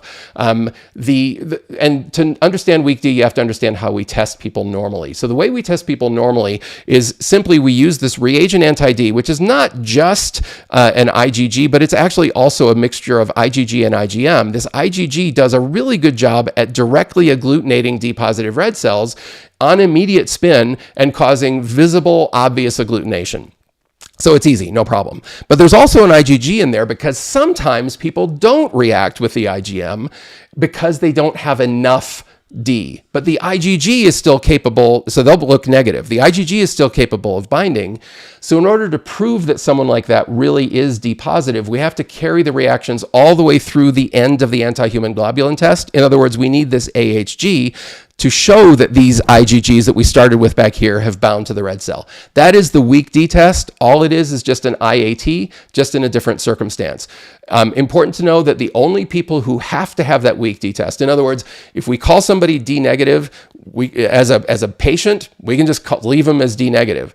But if they're a blood donor or if they're a baby born to a D positive mom, a D negative mom, then we should test them with this weak D test to make sure that we're not having an exposure to someone that we don't intend to. That brings us to Rh hemolytic disease of the fetus and newborn. And I hope you're aware of most of the details about this. I'm not going to spend a lot of time on it. I think most of you know a D positive father, a D negative mom, typically, classically, first baby that's D positive. And again, there's at least either a 50 or 100% chance that he's going to pass on this D. At the time of delivery, from fetal maternal hemorrhage, mom can make an antibody, the anti-D, and then the next pregnancy most commonly is affected with things that I know you can't see all of that. I'm sorry, I meant to move that down. Jaundice, there's yellowing eyes, excess bilirubin in the blood, and even potentially hiding there under me is the presence of kernicterus, or I can move it. Kernicterus, which is basically the bilirubin, indirect bilirubin getting into the baby's brain that causes permanent lifelong problems. So we don't want that. So basically, how do we stop it? Well, the way we stop it is through the use of something that has most everybody is well aware of, and it is called Rh immune globulin. Don't let me catch you saying RhoGAM. Don't do it. Okay, you can say RhoGAM if you want. The simple fact is that the people that make RhoGAM have done a wonderful job at marketing their product, and everybody knows what RhoGAM is. It is technically Rh immune globulin, and there are many different formulations, but whatever. So Rh immune globulin, that's what I'm talking about right there. Basically, RHIG is designed to put a stop to things right here where mom gets exposed, or prior to mom getting exposed, by injecting her with anti-D that will bind up baby's red cells and even more likely suppress mom's immune system to an extent from her making the antibody. So this comes to a really important thing that you will almost certainly see on a lot of standardized exams. And that's when an Rh negative mom delivers an Rh positive baby, how do we go about giving her Rh immune globulin? In other words, we're always going to give her one. Always going to give her one, but do we need to give her more than one? And that's what this little flow diagram is designed to detect. So most commonly, we do what we call the fetal bleed screen. There are other tests that you can do, but the fetal bleed screen is most common. And if that's negative, that shows that mom has not had a major fetal maternal hemorrhage. We just give mom one vial or one little injectable thing like right here of Rh immune globulin. We're done. Hip, hip, hooray. That happens, by the way, about 99% of the time. About 99% of the time. So 99 out of 100, there will be no significant fetal maternal hemorrhage. But on the one that is, then you have to go and do a quantitative test, most commonly Kleihauer-Betke, KB. Flow cytometry is an option. Not many places use it, but it's absolutely an option, and in fact, a more accurate option in almost all certainty. And you use the results of the Kleihauer to calculate the dose. And I'll show you exactly how we do that on the next slide. But the Kleihauer is important to understand. Basically, we're taking a peripheral smear of mom, or a version of the peripheral smear. We're flooding that slide with citric acid. And citric acid does something very simple. It causes mom's hemoglobin A to basically just dissolve away, whereas baby's hemoglobin F stays strong and easy to identify, in theory. Then we go and we count 2,000 exhausting red cells on this Kleihauer-Betke, and that gives us a percentage. And the percentage is what we use. Now, if you've watched or listened to any of my podcasts, I did a podcast on this specifically, but there's one little rhyme that I want you to keep in your head, and it's this: 5/3 for RHIG. If you remember that, you can get to the answer for how many vials of RHIG to give when they give you those calculations in a hurry. So let's just say, for example, all you're going to do is you're going to take the Kleihauer-Betke percentage, multiply it by 5, divide it by 3. That's the 5/3 part, right? 5/3. That will give you your Rh immune globulin dose right there. That's pretty cool. Let me show you what it is. Let's say, for example, that the Kleihauer-Betke result comes back at 1.3%. Important to remember, don't change that to 0.013. Just leave it just as it is, the exact percentage. Multiply it by 5, divide it by 3. 1.3 times 5 is 6.5, divided by 3 gives you 2.2 vials of Rh immune globulin. That's the way you're going to do these in almost all circumstances. It gets a little more complicated if mom has a blood volume different from 5 liters. If you calculate a blood volume, if they give you her weight and you calculate a blood volume that's different from 5, well, you just plug that blood volume in liters into the formula rather than 5. Okay, so again, 5/3. Now, you're not going to go and give 2.2 vials. We don't break these little vials of RHIG up. We always round up. always round up. So the simplest way to think about this is you always round to the nearest whole number and then add 1. And that's in large part because the Kleihauer-Betke test is a miserable test and it's not great. We want to give ourselves a cushion. So in this person that was 2.2, we round to the nearest whole number, which is 2, round down to 2, but then add 1. So we would give this person 3 vials of RHIG. I hope that makes sense. If it doesn't, please go ahead and check my website or my podcast, because we don't have time to hit that anymore. Next, let's talk about KID antibodies, the JK system. There's some really important stuff about KID. KID is densely packed with important info. So we'll do this quickly, but it's important for you to know. First, KID antibodies classically are associated, they're warm reacting IgGs. Yes, that's important, but they also often have an IgM component, and that makes them dangerous. If you have an IgM that reacts at body temperature, for example, in the ABO system, they're bad news. And so KID antibodies can be really bad news. The way I describe that is evil KID. Kids can be evil kid, like Sid from Toy Story. That's a bad thing. So that you always want to respect KID antibodies when you can. The other thing about KID is that, again, kids, because kids are kids, kids play hide and seek. Kids like to go play their games and disappear, and KID antibodies do the exact same thing. They tend to disappear over time, whereas they're there, and then after a short period of time, whoosh, they're gone. That's something that we call evanescence, which is not just a great rock band, but it's also a cool phenomenon. But it's a dangerous phenomenon because it can lead to the next thing I want you to remember about KID, and that's the delayed hemolytic reaction. In other words, if we never know that this person has made the antibody, you see the antibody over here disappeared, and we transfuse them with positive cells, that antibody can come flying back and give us delayed hemolytic transfusion reactions. And so those are the big things I want you to know about KID. The other thing about KID is that it shows a lot of what we call dosage, meaning in vitro, the antibody reacts better against a red cell from a donor who has a homozygous inheritance of one of the antigens, like JKA, for example, better than it does against a heterozygous or single dose inheritance. That's, again, we don't have time to talk about that. So let's move on and talk about the MNS and Duffy systems. We are cruising along, you guys. I know what time it is, but we're rolling. The MNS system is complicated and weird, and there's a lot of biochemistry to it. You don't have to know it, but here's what I want you to do. I want you to divide the MNS system into 2 halves, because the antibodies in this system are absolute split personalities.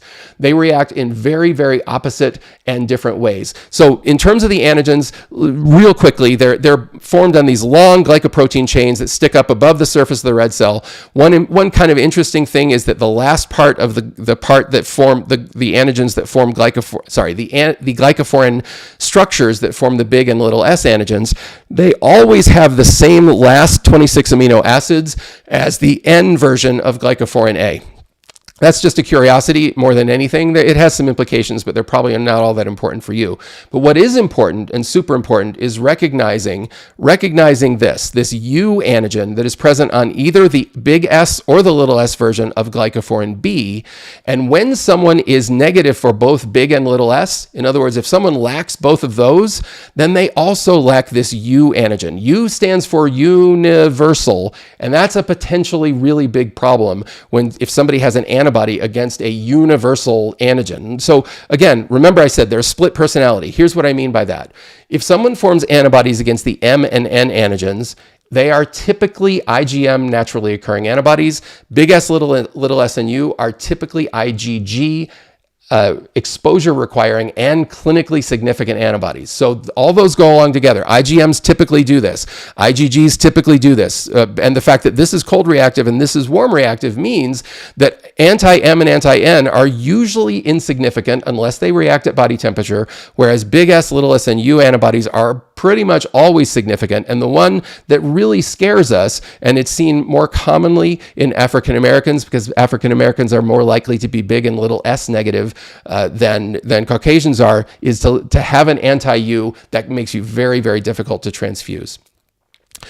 All right, the Duffy system. This is the second in the enzyme decreased blood groups. The Duffy system, when you think about it, there's a couple things I want you to think about. First, the antigen. I talked about the fact that these antigens have function. Usually we don't know the function of them for the most part. There's a few that we do, but we do in the Duffy system. That little antigen that you see at the bottom there actually is a chemokine receptor. It used to be called the Duffy antigen receptor for chemokines. Now it goes by this horribly intuitive ACKR1 name. Hello, thank you.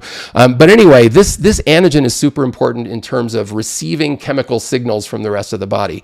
But it's also important to know that the Duffy antigens which are on there are not just on red cells, they're all over the body. And that's important to understand because there is one very significant and important scenario that we see much more commonly in African Americans than in any other race, where a Duffy B allele that has a very specific mutation that if you're studying for boards, you're familiar with this mutation. It's called the GATA mutation, G-A-T-A. Sorry, my writing's bad. But the GATA mutation, it involves that Duffy B allele. So as a result, it leads to a lack of formation of this antigen on the surface of the red cells, but not everywhere else where this antigen is present. So what we see, and this is, I used to teach a whole lot more different racial differences among different races of different antigen formation. I don't do that anymore because I don't think it's all that important, but this is one that's so large and so commonly understood that I just want you to be aware of it. That 68% of African Americans are negative for Duffy A and Duffy B, and they're not really. They have Duffy B. It's just a mutated form that doesn't allow the expression of the antigen on the red cells. It's present everywhere else. So you don't see it on the red cells. And this is also associated, that lack of Duffy antigens on the red cell is also associated with a lack of being susceptible to a Plasmodium vivax malaria infection. That's the meat of it. If you were to ask me what are you going to get asked on an exam, I would tell you that's a pretty high yield thing to recognize that P vivax thing. When you think about Duffy antibodies, I want you to think about KID because they react just like KID for the most part. They have tons of dosage, react stronger against double dose than single dose. They disappear, they play hide and seek like KIDs, and they cause delayed hemolytic reactions like KIDs. So think about them in terms of the antibodies in exactly the same way. Finally, the KEL system, which sits out here and is unaffected completely by enzymes, is a system that's built on, whoops, I went the wrong way. Sorry about that. It's a system that's built on, come on, Joe, you'll get there. There we go. A chain that undergoes extensive disulfide bond formation, and it forms what I call the KEL cloud on the surface of the red cell. There are several different antigen groups present, but the most important one is the presence of the big K and the little k. Don't say KEL for big K. That's not correct. It's my pet peeve, but people say it all the time. They know what you mean. The KEL is the blood group. KEL is the structure. Big K is the antigen as opposed to little k. More on that in just a sec. Now, enzymes can't touch this, but there is a substance called dithiothreatol that's just like a piranha and chews up KEL system antigens like crazy. That's important in some cases where we're trying to work on a patient, for example, who's taking a medication that interferes with certain substances like CD38 on the surface of our red cells. That's a drug called daratumumab. We don't have time for that today, but that's on my website as well. The KEL system, whole bunch of different antigens on that big KEL cloud, but the big one and the most important one is big K. And as I said, don't say big K. 9%, it's present, it's a pretty low frequency, 9% of Caucasians, 2% of African Americans.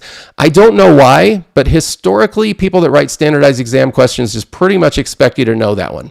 Most antigen frequencies they're going to give you on pathology exams. You guys that are laboratorians, they don't do that for you. But for pathologists, they give you almost all of them, but they almost never give you this 9%, 2% thing. So please keep that in mind. All right, KEL system antibodies, on the other hand, are pretty traditional IgGs. They're super immunogenic. The KEL system leads to antibody formation very commonly. So outside of the D antigen, it's the most immunogenic antigen, but it does what you would expect. It's an IgG, so it gives you hemolytic reactions. It also gives you a form of hemolytic disease of the fetus and newborn that I want to take just a moment to talk to you about right now. We've talked about RHD, hemolytic disease of the fetus and newborn. Let's talk about anti-big K, because what's important to recognize is that the big K antigen appears on the red cells a whole lot earlier in the maturation process of the red cells. So you can see this is red cell maturation from top to bottom here on the far left of the slide. The D antigen doesn't appear until you start making hemoglobin, basically. The big K is way up here, like at pro-erythroblast stage. So as a result, when an antibody to K comes into a baby's circulation and gets into the baby's marrow, it kind of slams on the brakes on the progression, the maturation of the red cells. So it's much more of a suppressive scenario where you're never even getting down here to making reticulocytes. Like with RHD, you're making actually reticulocytes. You have reticulocytosis and hemolysis and lots of bilirubin, whereas with anti-big K, you're typically not. You're just suppressing the whole darn thing, which is why people have suggested different names for this, and that's why I have it in quotation marks. Bottom line with either of these is what I want you to remember is that modern obstetrics involves basically in patients where we're worried about them babies having anemia. The more common way for them to monitor them nowadays is actually not through sticking a needle into the amniotic cavity like when I was a resident, but they actually typically monitor them with Doppler ultrasound, looking specifically at the middle cerebral artery of the baby, which they can do fairly readily. The faster the flow, the peak systolic velocity in the middle cerebral artery, the more anemic the baby is. And there are graphs and charts and conversions that we don't need to know, but that's something I want you to be very aware of. That's kind of the way that they handle it in modern times. Okay, now to pre-transfusion testing, and real quickly, we'll just talk about some of the tests that we do. The type and screen versus the type and cross, which are very similar tests. The type and screen and the type and cross utilize a specimen taken from the patient, which we typically can only utilize if the person was transfused or pregnant in the preceding months for up to 3 days. So the 3-day rule simply says that when this guy's blood comes in, and you may think that's a funny looking guy, that's actually a relative of mine. I Googled myself one time for stupid reasons and found that's Joe Chaffin right there. I kid you not. Joe and I have a lot in common, clearly. That's my future, right?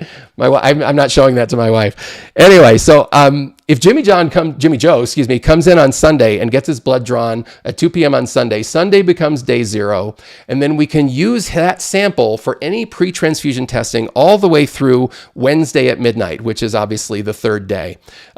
Technically Wednesday at 11:59, people get technical. Now, if Jimmy Joe needs to be transfused on Thursday, then Jimmy Joe needs a new sample. Again, assuming he's been transfused within the preceding 3 months, I'm going to assume he wasn't pregnant.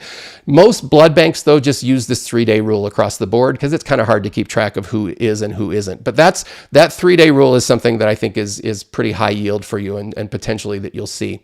Now, anyway, what are we doing with that sample? Well, of course, we're doing ABO. Of course, we're doing RH. We've already described both of those. But the next thing we're going to do, if red cells are going to be transfused, is we're going to do an antibody screen.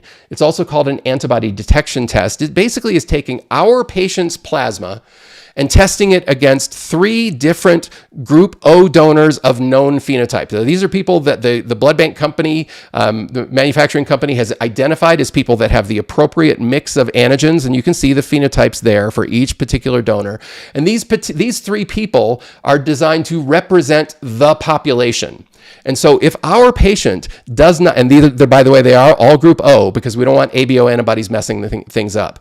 So we're looking for non-ABO antibodies, and we're saying if our patient has antibodies against one of these 3 or more of these 3, that's a potential problem, and we need to do more work to figure out what the antibody is. So that's the scenario that I'm showing you there, and you might see results that look like that. If there was no reaction here, though, on the antibody screen, then we make an assumption, which is usually a very good assumption, that there are no other significant antibodies, and therefore we can just give them ABO and RH compatible red cells. And this is, again, how antibody screens look. We can use 2 cells, we can use 3 cells, but again, the idea is we're looking for the antibody, yes or no, is there an antibody there? If there is no antibody there, we move on, but if there is an antibody there, we have more work to do that I'll show you in just a sec. I also want to mention the type and cross. The cross match is basically what someone should order when red cells are most likely or definitely needed. It adds a cross match, and the cross match is simply this. The cross match is designed to answer the question, if I put my donor red cells into this recipient's plasma, is it gonna go boom? That's just all we're looking for when we're doing a cross match. And there's several ways that you can do a cross match. The cross match can be done using what's called the immediate spin phase only, which is basically just a way where we're just, again, putting our unit from the unit we're going to transfuse. We take a sample from the integral segment attached to that unit, put those donor red cells into a test tube, add our patient's serum/plasma, do an immediate quick spin. If there's nothing there, great, we're good to go. Go ahead and transfuse them. You can only do an immediate spin cross match if the person has never had antibodies, like any of those that we talked about before, anti-big S, anti-big K, anti-JKB, whatever. No history now or ever of having antibodies, the patient is eligible for that immediate spin cross match. The equivalent, basically, but quicker, is the computer or electronic cross match. Is the exact same rules. You can't ever have antibodies, but the computer does all the work. We've tested our blood donor cells. They're labeled. We've tested our recipient on at least 2 occasions. That's required for the electronic cross match to work.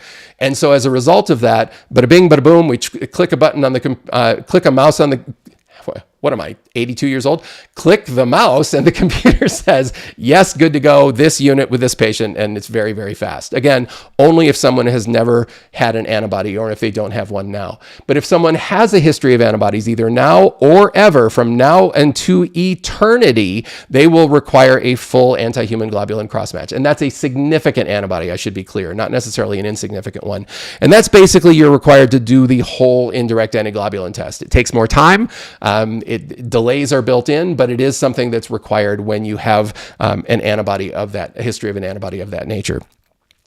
Now, we really don't have time to talk a lot about antibody identification. And I already know you guys. I'm just warning you right now. I know what time it is. And 232 of you are still on the live stream. Thank you so much. There's no way I'm finished in 20 minutes. So I'm just warning you, it's going to go beyond the 90 minutes. And you can stay if you want. You can go if you want. It's your call.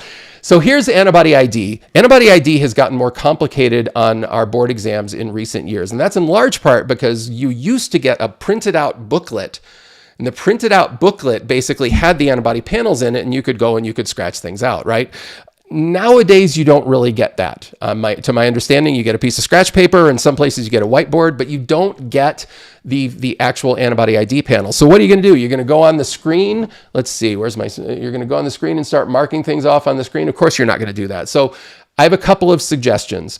What I suggest is that you first look at the antibody panel. In this case, for example, you would look at the panel, you would say, okay, it's the gel test. All I have is the AHG phase, and I have reactivity in this cell 7, reactivity in cell 11. The autocontrol is negative. This looks like a single warm reactive allo antibody. That's because the autocontrol is negative. Okay, now I would do that first.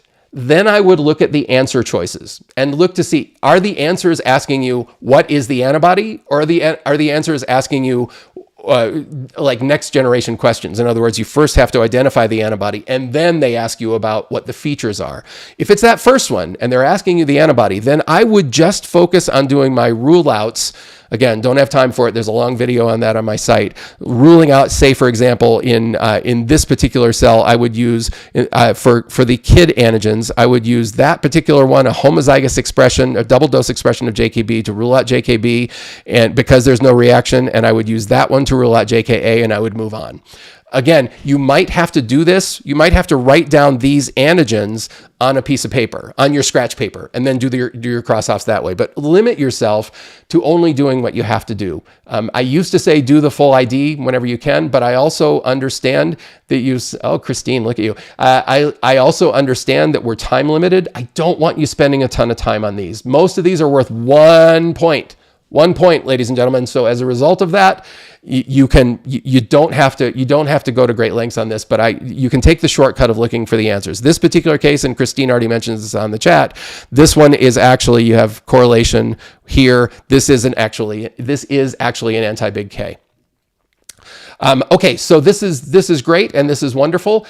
Another scenario that might pop up is, and that's showing you how to do the full cross-off, so let's leave that there. Another scenario that might pop up when you're doing antibody ID is seeing something like this, where you look at this panel and you see across-the-board positivity. That's called pan-agglutination, along with a positive autocontrol. That is highly characteristic of a warm autoantibody.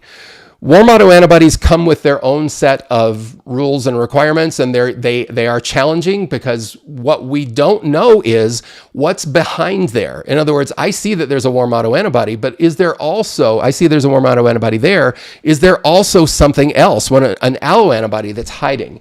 So we have work to do. And basically, when we're doing warm autoantibody patients, there's something that we really have to do first. I just showed you the initial serologic workup, but your priority is whenever you can to rule out alloantibodies. We've seen the auto. We need to rule out alloantibodies before we start choosing red cells. And here's how we do that most commonly in people who have not been transfused or pregnant in the preceding 3 months. We do what we call an autoadsorption, technically an autologous adsorption.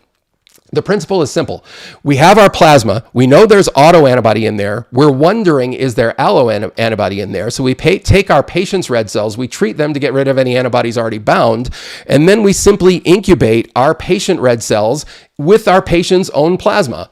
Autoadsorption. And the easiest way to think about this, though it's not perfectly correct, adsorption is sticking to the surface. It's not really absorbing it like the sponge is showing. But basically, these autoantibodies are going to stick. They're going to attach to the patient's own red cells. Super important, because once that happens, then you can centrifuge, and whatever is left behind in the adsorbed serum or plasma would potentially be the alloantibody. And then we can work on it. Then we can get that into a test tube and we can actually see, is there an alloantibody there? And if so, what is that alloantibody? And here's how this looks. When it works, and it doesn't always work, sorry to tell you, but when it works, it's like magic. So in that same panel that I showed you before, where the autoantibody is reacting not only against the patient's own cells, but against everybody's cells, and that's what autos do, the adsorbed serum, I've taken away the autoantibody, and now look what I have left behind. Come on, there we go. Now look what I have left behind. Oops, I have reaction there and I have reaction there. Everything else has gone negative, and shockingly enough, this is another example of an anti-big K. And so you can see that I couldn't have known there was an anti-big K there before, so I wouldn't have known to give this patient big K negative red cells when I transfuse them. Because when we're getting ready to transfuse, we have to understand that unless we're a reference lab mostly, or unless we have access to this adsorbed serum, all of our cross matches are going to be incompatible, because all of our cross matches are going to have the autoantibody in it. So it has led us to do some things that I'm not a big fan of. Let's talk about a phrase that blood bankers use a lot that I cannot stand, and some of you know what's coming. It's the phrase least incompatible. I hate that phrase. Not only is it stupid, because why would you say least incompatible? Why wouldn't you say most compatible, right? It's a double negative. I don't like that.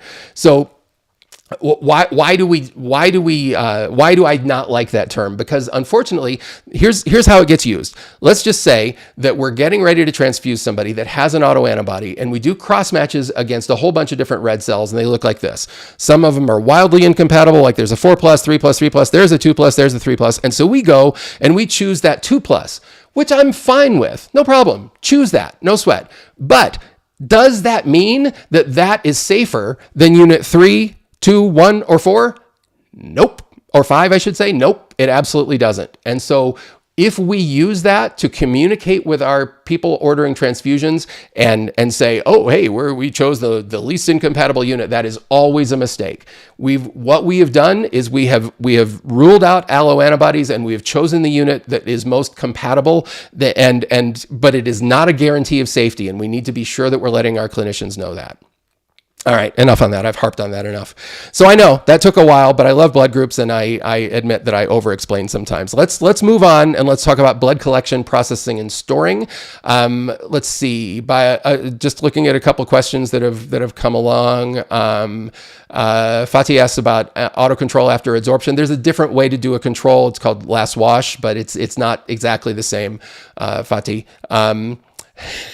I'm not gonna address what you said, Christine, because I'm not going to hammer anybody else. Augusto asked if by full cross match you mean immediate spin 37 and AHG. Yeah, generally that's what I mean. But the most important phase is the AHG phase. But in order to get there, you kind of go through the other ones anyway, Augusto. All right, so let us talk about, again, the things in red here, the blood collection and processing, et cetera, stuff that we need to have a really good handle on. Super important to know. I love this slide. And if you're taking pictures of slides, and I hope you are, that's totally fine. I don't care. Take many pictures of the slides as you want. I want you to remember this because there are very specific storage conditions that our blood products have that you need to be able to access in your brain in a hurry. Platelets, cryoprecipitate once it's thawed, and granulocytes are always stored at room temperature, and that's 20 to 24 Celsius, whereas red cells and thawed plasma, notice thawed cryo is over here at room temperature. Thawed plasma, like FFP or PF24, after it's thawed, are stored in the refrigerator to a blood banker. That means 1 to 6 degrees Celsius. And then finally, frozen products like FFP, PF24, and cryo are going to be kept at minus 18 Celsius. Now, frozen red cells are kept at a different temperature. Don't worry about that for now. But this slide, oh my goodness, this is so much useful information on one slide, and it is all eligible for you to be asked. All right. So when it comes to component production, we make red cells kind of in different, red cells and other components kind of in different ways depending on what we're trying to make. So fundamentally, we can collect blood in two different ways, using a whole blood collection or an apheresis collection. We'll start by talking about whole blood and then move on to apheresis. But the basic principle behind these is that we're using centrifugation to separate plasma from red cells, and in some cases platelets from plasma and red cells, in order in order for us to be able to harvest individual components. Let me show you what I mean by that. So let's talk about whole blood production. When we collect whole blood, in other words, after somebody's answered all those questions, they've undergone all the physical exam and stuff, and we get a needle into their arm, they're bleeding into a bag which typically contains one of three main anticoagulants, either CPD, citrate phosphate dextrose, CP2D, which is double dextrose, or CPDA1, which is adding adenine. This one, ACDA, is actually used for apheresis, and we'll talk more about that in just a minute. But if your blood is collected into one of these three bags, then once we process it, the red cells from that collection will have a 21-day red cell shelf life. Now, there's more to that, but hang on for just a second. If your blood is collected into a CPDA1 unit, your red cells will have a 35-day shelf life, and that's because the adenine adds extra life to your red cells, basically. So the thing that I want you to be aware of is I want you to be aware of this 21 days for CPD, CP2D, and ACD, 35 days for CPDA1, but I also want you to be aware of the fact that we don't just leave it there. After we've made the red cells from CPD, CP2D, or ACDA and apheresis, then we add what's called an additive solution. There are 5 of them, AS1, AS3, AS5, and AS7. When those go into these bags, it changes that 21-day red cell shelf life into a 42-day shelf life. It doubles it. So that what that gives you is a week longer than CPDA1. So I'm guessing that when you guys were looking at this, you were at first were saying, well, why would anybody use these bags if you get 2 weeks longer with CPDA1? And that's how it was when I was a resident. But now most everybody uses the additive solutions, and you get a 42-day red cell shelf life. Remember, they're stored at 1 to 6 degrees Celsius. By the way, little quick memory tool. If anybody ever asks you the shelf life of a unit of red cells and the answer choices do not include a multiple of 7, either 35, 42, or 21 for these three that were unmodified, that's not your answer. Always a multiple of 7, either 35, 21, or 42 days. Yeah, it's for free. Just a little tip. All right. How about whole blood processing? So we use centrifugation, as I told you. Whole blood comes back from where it was collected to the blood center. We centrifuge it, and that centrifugation separates into yellow stuff on top, the plasma, red stuff on the bottom of the red cells, and then we express off that plasma. We're basically pushing it through one of these tubes up at the top into a separate empty bag, which is connected. It's all a closed system. And then we disconnect and we end up with a unit of red cells, which can then undergo the additive solution to change the shelf life to 42 days. And then we have a unit of plasma, which needs to go into the freezer typically. If it's going to get the name fresh frozen plasma, it has to go in within 8 hours. If it's going to get the name plasma frozen within 24 hours, then it has to just be in before 24 hours go by. And again, it doesn't have to be frozen at that point. It just has to go in to the freezer. And the reason why the distinction between FFP and PF24 is because factor 5 and factor 7, the coag factors in that unit of plasma, are going to be dropping the longer it stays at room temperature.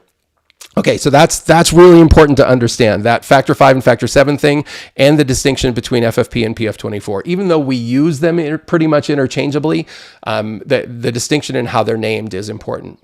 So that's whole blood processing. Now let's talk about apheresis processing, which is essentially exactly it's not the opposite, but it's more efficient because it's more efficient basically because, sorry, I'm just making sure I thought I just missed something. No, I didn't. Okay. It's more efficient because that centrifuge is actually right there at the bedside. So the centrifuge is in this apheresis machine. This very happy looking donor has a single needle stick in this arm over here that you can't see all that well. And the tubing comes in and drops down into this centrifuge down here at the bottom. And at the bedside, his blood is centrifuged, and we basically target the component that we're looking for and give everything else back to the donor. So we could get platelets from a donor. That's most commonly what we get. We can get plasma, we can get red cells, etc. And let me show you kind of how that works. And I love this image. This came from Dr. Trelawney when he was at Mayo. I modified it a little bit, but it's magic. It's wonderful. It shows how the components separate out based on their density. So in a centrifuge, the plasma is the least dense, the red cells are the most dense, and the easiest way to think about apheresis, Jeff Winters from Mayo actually first introduced me to this concept, which I love.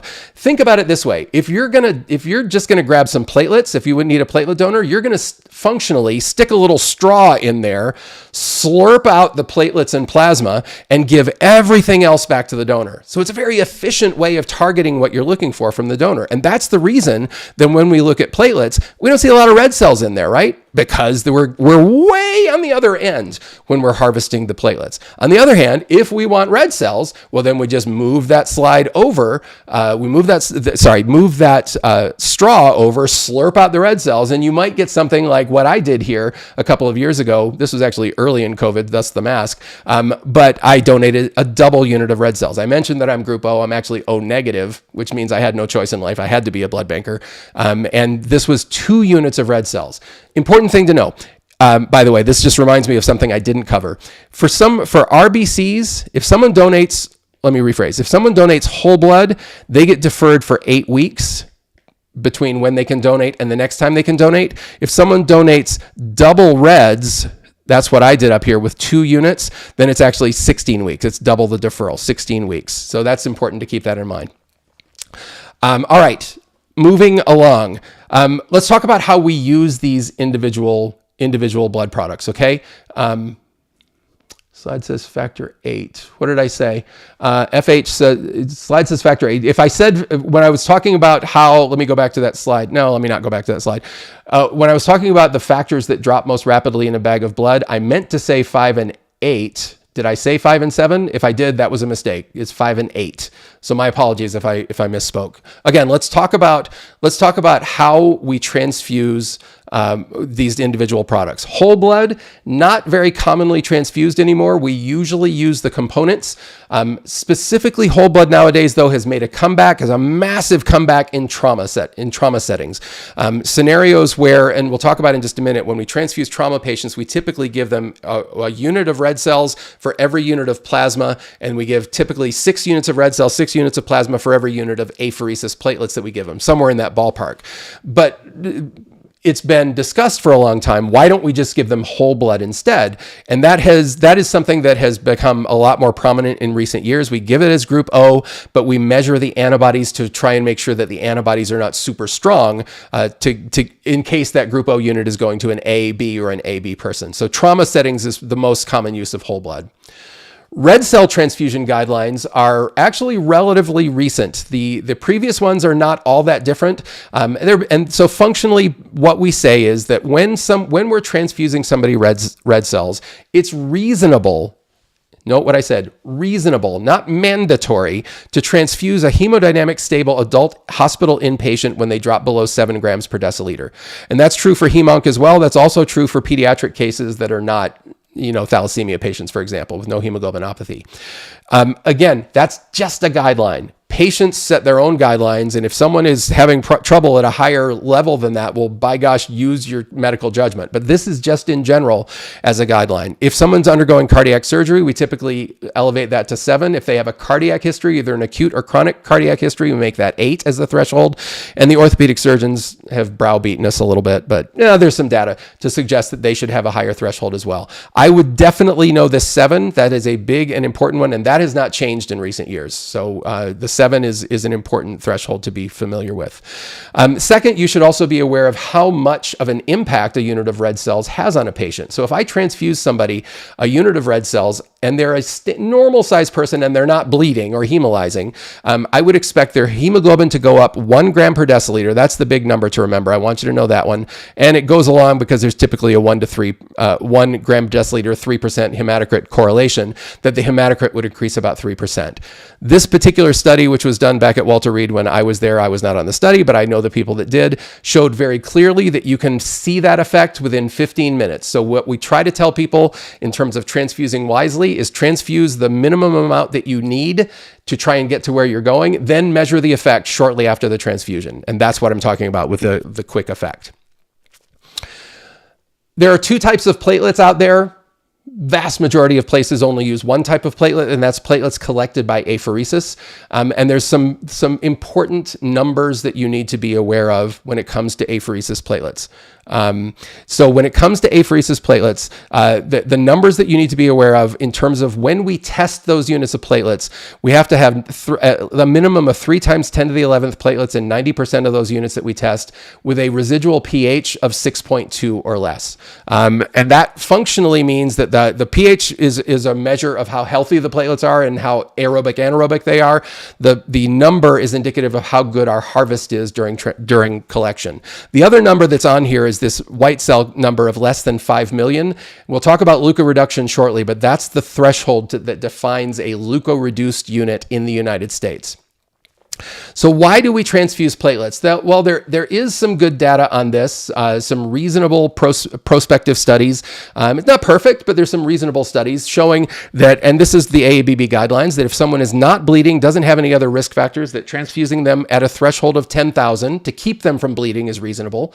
If you're going to put in a central venous catheter or do an LP, 20K for the central catheter, and 50K for the LP. If they're undergoing major surgery, a non-neuraxial surgery, non-brain in other words, 50K is a reasonable threshold. And there are a couple that aren't really official, like 50,000 as a threshold for a patient who's already bleeding. That's logical and it makes sense to me. It's not in the guideline, but it makes sense, and we generally use that. And when someone's undergoing neurosurgery, we typically expand that upper limit to about 100,000. Again, not in the guidelines, but that's typical for neurosurgery, eye bleeds, eye surgery, and lung bleeds.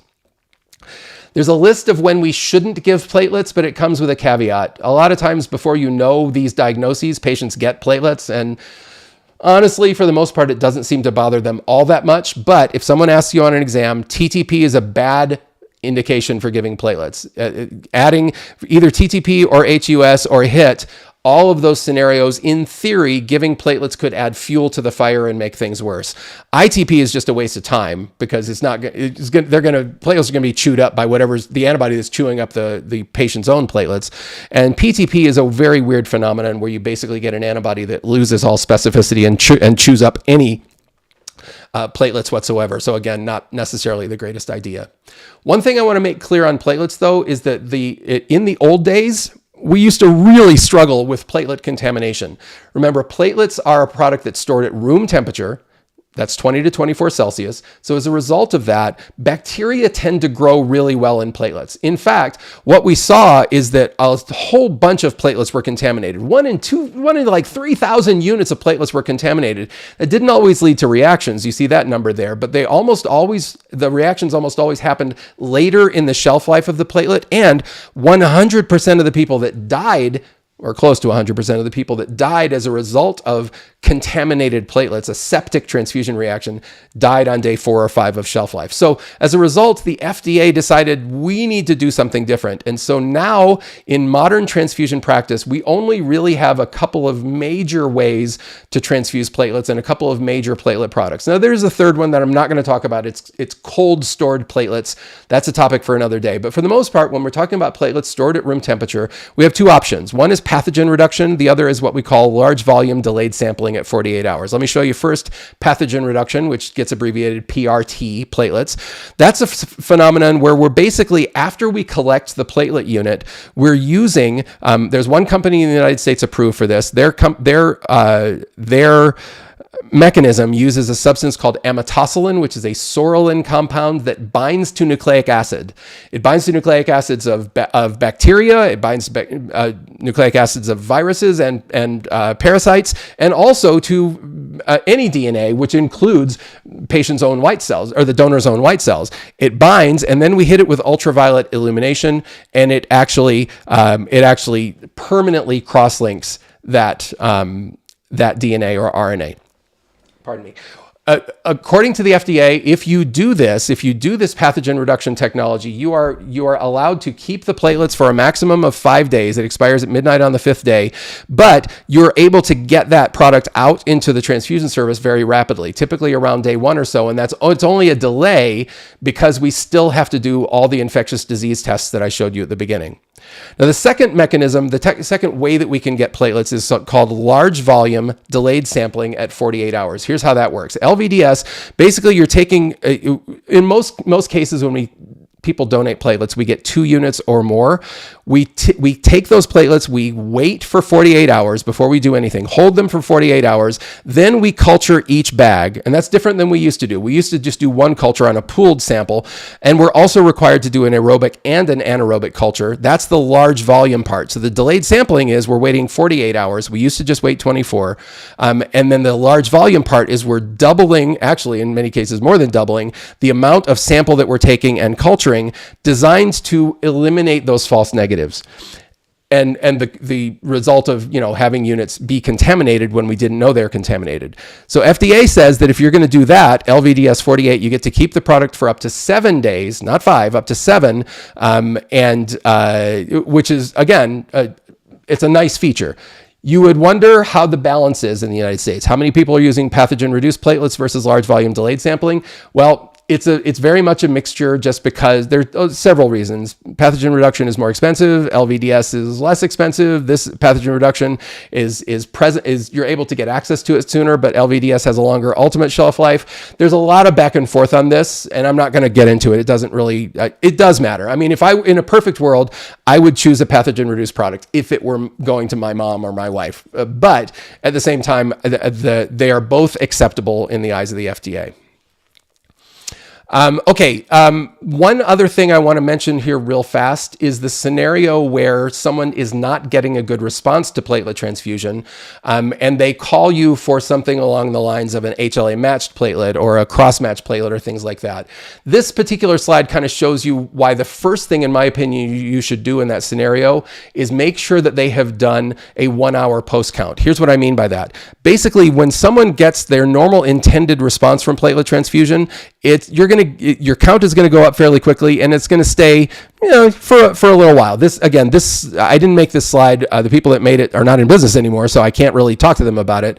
But I think it illustrates the point well. If someone has non-immune refractoriness, in other words, if they have a big spleen, or they're bleeding, or they're on a platelet-killing drug like amphotericin, then they typically go up, but they drop really fast. On the other hand, if someone has immune refractoriness, like in particular HLA antibodies, the most frequent cause of immune refractoriness, then their count really doesn't go up much at all, and it drops back down really fast. So if they're telling you that the patient isn't getting a response to platelet transfusion, but they're not doing their post count until out here, it's a lot harder to tell, right? So the first thing you should always do is make sure that people are getting a 1-hour post count. Once you have that, Then you have it, and it shows, for example, that there is something significant there. Then you can do testing. You can test HLA antibody for HLA antibodies, et cetera. That's a topic in and of itself. But there are three main options once we know somebody does have antibodies. The cross-matched platelet, which basically takes patient plasma and directly looks for compatibility with units of platelets that are on the shelf. HLA antigen negative platelets, that's the scenario where I know someone has this HLA antibody, let's give them platelets that lack that antibody. It's basically equivalent to somebody has an anti-big K, let's give them big K negative red cells. It's just the platelet version of that. And then there's the specific HLA matching phenomenon where I know what someone's HLA type, their A and B HLA type is, and I give them platelets from a donor who has the identical HLA type. Personally, my opinion is, well, first, I would say that the available data does not show a significant difference between the three, and that's in part because it's hard to find perfectly HLA-matched platelets in most places. So my personal opinion is, unless someone is super alloimmunized, they have dozens and dozens of HLA antibodies, you can usually provide for patients' needs with a combination of cross-matched or antigen-negative platelets, and it's not usually necessary to do HLA-matched. Again, that's going to vary from time to time and place to place, but my personal perspective is that. Okay, so let's talk a little bit about some of the modifications that we make to these cellular blood components. In particular, leukocyte reduction, which is a really important thing. Let me go back to this for just a second. Leukocyte reduction is a process using filters like this. This is a whole bunch of units in a red cells in a blood bank refrigerator, and we're running the red cells through these leukoreduction filters into empty bags down here on the bottom where the product will be leukoreduced. I want to call your attention to something though, because if I were writing test questions, I would look at that unit and I would look at that unit and I would ask you, what is the likely genetic abnormality that is present on either of those donors? So if you have a unit that looks like it's not filtering at all, because these are all put on at the same time, generally speaking, this unit is not filtering at all. This unit is filtering much more slowly. Here's the little boards trick. If you see that, that is classically associated with sickle cell trait, with hemoglobin S. Not disease, because people with sickle cell disease would pretty much not ever qualify to donate blood just because of their significant anemia. But sickle trait is absolutely, that should not be a little s, that should be a big S. Sorry about that. Sickle trait is the most common scenario when you have a situation like that. All right, but why should we leukocyte reduce? I hope this is a review for you. There are three big reasons. It reduces the risk of febrile reactions, which are benign but confounding. It reduces the risk that someone's going to make HLA antibodies, and it also reduces CMV transmission because CMV is found primarily in white cells. It's very efficient. It's like 99.999% or so, give or take, efficient at screening out those white cells. So it works super well. On the other hand, irradiation. People mix up leukoreduction and irradiation. There's really, my perspective, only one reason to irradiate. And that reason is simply to neutralize the T lymphocytes in the transfused product to prevent the horrible disease of complication of transfusion-associated graft versus host disease. We'll talk more about TVHD in just a little while. I hesitate to do my little illustration right now just because of what time it is. So we're gonna skip ahead to washed. I hope TAGVHD and irradiation is familiar to you. And again, we're getting rid of attacking T lymphocytes when the recipient can't fight back. Then when patients can get transfusion-associated graft versus host disease, which is almost always fatal. All right, so washing takes, it uses equipment like this particular machine here, which basically takes a unit, in this case of red cells, runs saline through it, filters it out, washes it, I should say, spins it, removes supernatant, etc. Basically runs a couple liters through and removes the vast majority of the plasma. It changes the shelf life of a product because generally speaking, it's not a sterile process, down to either 24 hours for refrigerator products like red cells and 4 hours for room temperature products like platelets. The main reason that we do it, when you think about washing, the first thing that I want to come to your mind, the flashlight in the eyes, if you will, is a recipient with IgA deficiency. Someone lacks IgA completely, they see IgA, they make an antibody against IgA, it's IgE, the next time they see IgA, bam, they get a cataclysmic severe allergic reaction.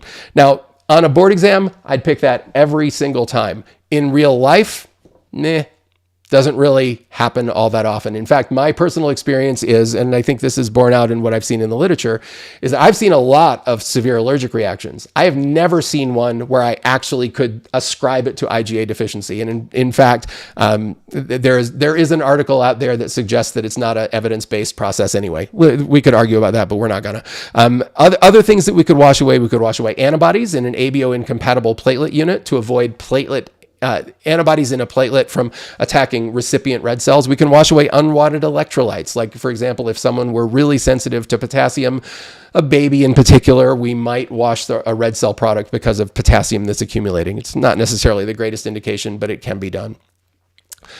Frozen red cells, another modification, is pretty much used for long-term storage of valuable red cells. We don't just throw a red cell into the freezer and then yank it out. It would rupture. The red cells would all rupture. We use glycerol to protect the red cells, but we got to remove that before transfusion because it'll hemolyze a recipient. Again, we use it when we find a donor who has a particularly valuable shelf life, a particularly valuable antigen profile, like their U negative, for example. And we freeze it in order to have those units available when we come up with a recipient who needs those antigen negative red cells. By the way, I do recognize that we're past our 90 minutes, and I know that some of you have had to go. That's totally fine. Obviously, I'm not talking to you guys that have left. Those of you that are still here, thanks. I'm going to keep going. Yell at me if you want, but I'm gonna keep going. So, component therapy in terms of collecting other products that we haven't talked about yet. Let's focus in on frozen plasma in particular, and the things that we can make from frozen plasma, like cryoprecipitate. So let's talk about that. When we talk about how we use FFP, what we have to understand is that there's not a lot of great data on how to do so. Unfortunately, people get transfusion of FFP a lot when they're not bleeding, A, and B, when their coagulation values are not really that far off of normal. And both of those are scenarios that we should probably avoid.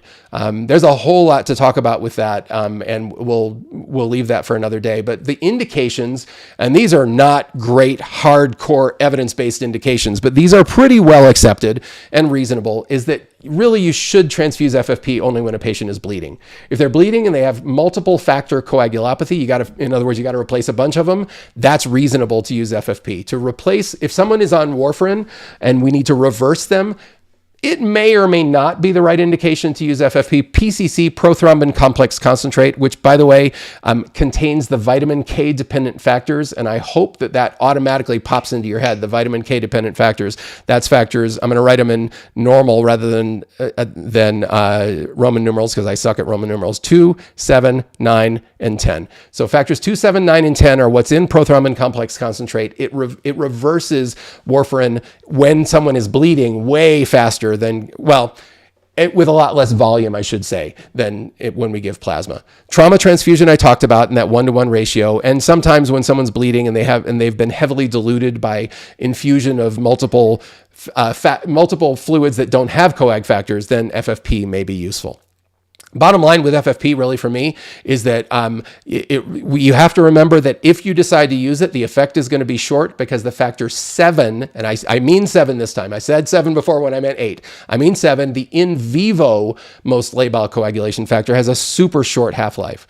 So as a result, if we're correcting factor 7, as we usually are with the PT-INR elevations, we have to understand that effect is going to be reversed really fast.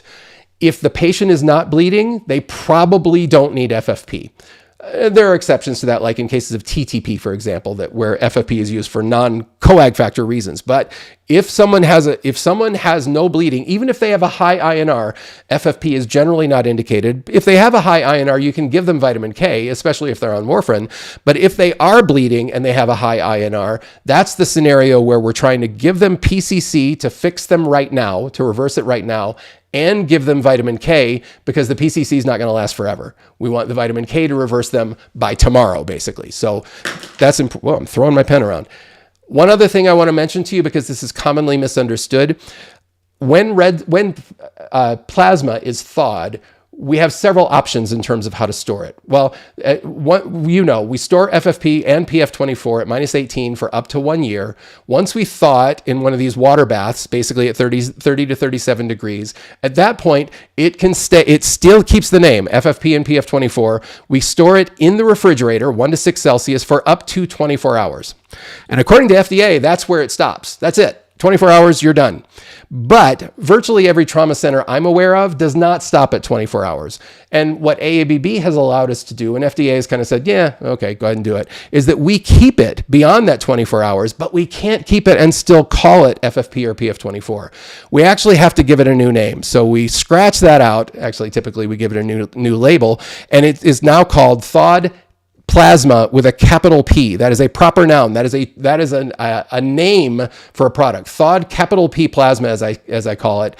Basically, you keep it at 1 to 6, and you can keep it from whenever this expires up to 5 days of shelf life. This allows us in trauma settings to have that thawed plasma, to have plasma that's in a liquid form ready to go, to fly out the door when we need to transfuse it right away. We don't have time to wait for this to thaw in the early stages of trauma transfusion. Now, to be clear, we're going to want to transfuse this, and that's where we're headed. But in the interim, these products, either the 24-hour product or the 5-day product, are basically a bridge getting us to the point where we can get plasma thawed freshly.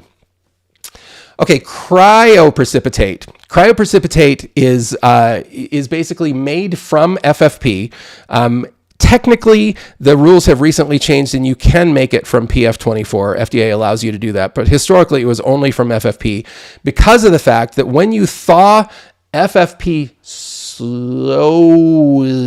overnight in the refrigerator, a slow thaw, rather than that fast thaw where we're going to transfuse it, basically 5 components precipitate out, and you should know all 5 of these. You should know fibrinogen, you should know von Willebrand's factor, and factor 8, and factor 13. If you forget fibronectin, I don't really care. It's not that important, but for sure, fibrinogen and factor 8, and I would love for you to remember von Willebrand's factor and factor 13, because that can help you know how we would use it. In fact, the way we use cryo in 2024 is simply, for the most part, to provide fibrinogen. And this is the way it looks. This is how, in a unit that's been thawed slowly, when we spin it down, this precipitate accumulates at the bottom of the bag, and it kind of feels like thick Play-Doh-like material, basically.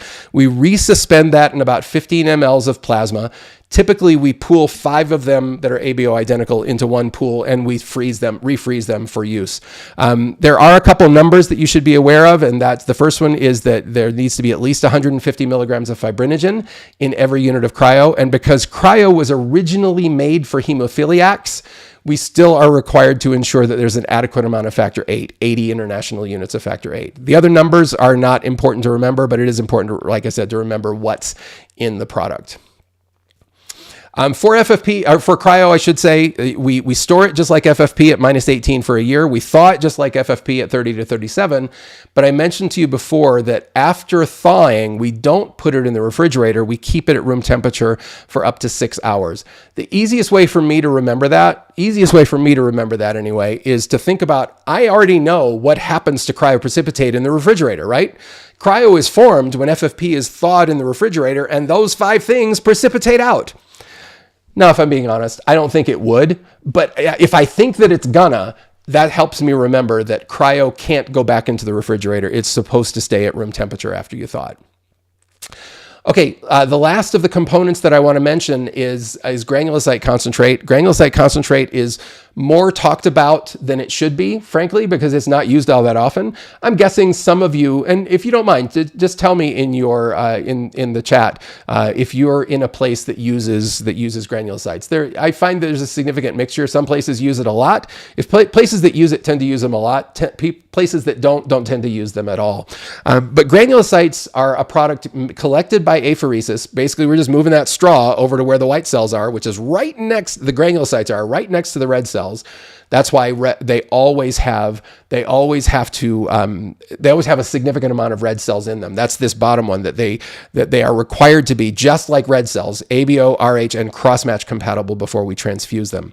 Anyway, generally speaking, we want a patient to have a proven bacterial or fungal infection that has not responded to treatment, and they have to have a neutropenia that is reversible. In other words, we can't just keep on giving someone granulocytes over and over and over and over and over. We can do it for a while, but it's really kind of hard to recruit granulocyte donors because they have to come in the day before, typically, get an injection of a growth factor like granulocyte colony stimulating factor to make their white count go up so that we can get an adequate amount of white cells. The thing that people tend to ask about on exams are twofold. Number one, you must, by definition, you must irradiate granulocyte transfusions to protect the patient from graft versus host disease. And people always freak out about that because they're like, wait, Joe, if we irradiate that, doesn't that wipe out the function of the granulocytes? And the answer is no, it doesn't. The dose that we choose, which I showed on another slide, but I didn't mention, which is 2,500 centigrade to the middle of the bag, that dose will actually be toxic for lymphocytes, but not particularly toxic for neutrophils. So their neutrophils are good, lymphocytes are unhappy, which is what we want. We don't want those lymphocytes to be attacking. Granulocytes are not going to cause TA-GVHD by themselves. On the other hand, classic standardized exam question. You cannot leukocyte reduce a unit which is composed of leukocytes. That would be dumb, wouldn't it? That wouldn't make any sense. You filter out everything, you got nothing left. That would be silly. So you can't leukocyte reduce to protect a granulocyte recipient from CMV, for example. If they're negative for CMV and the donor is CMV positive, in most patients, we can just say, well, we're leukocyte reducing with regular blood components, no problem. The CMV shouldn't be an issue any more than anything else. But with granulocytes, you cannot leukocyte reduce. And I'm seeing a bunch of you replying about granulocytes. Wow, Justin, I'm actually surprised for you. 1 patient per year. That surprises me. So like I said, some places use them, some places don't, and it's a mixture. Oh, somebody donated grannies 4 times. Wow, salute to you. 2 listening 1. Wow, that's a star right there. That person, 2 listening 1 gets a star. Yay! Congrats. Okay. Granulocytes are only stored for up to 24 hours. That's 24 hours at room temperature. We don't agitate them like we do move platelets around, but that's just because the granulocytes don't survive very long. Okay, so here we go. We are let us go on and talk about transfusion reactions. I'm going to go beyond 2 hours even, you guys. My goodness. I hope you guys are okay. I see there's still 200 of you here, so I'm gonna keep talking.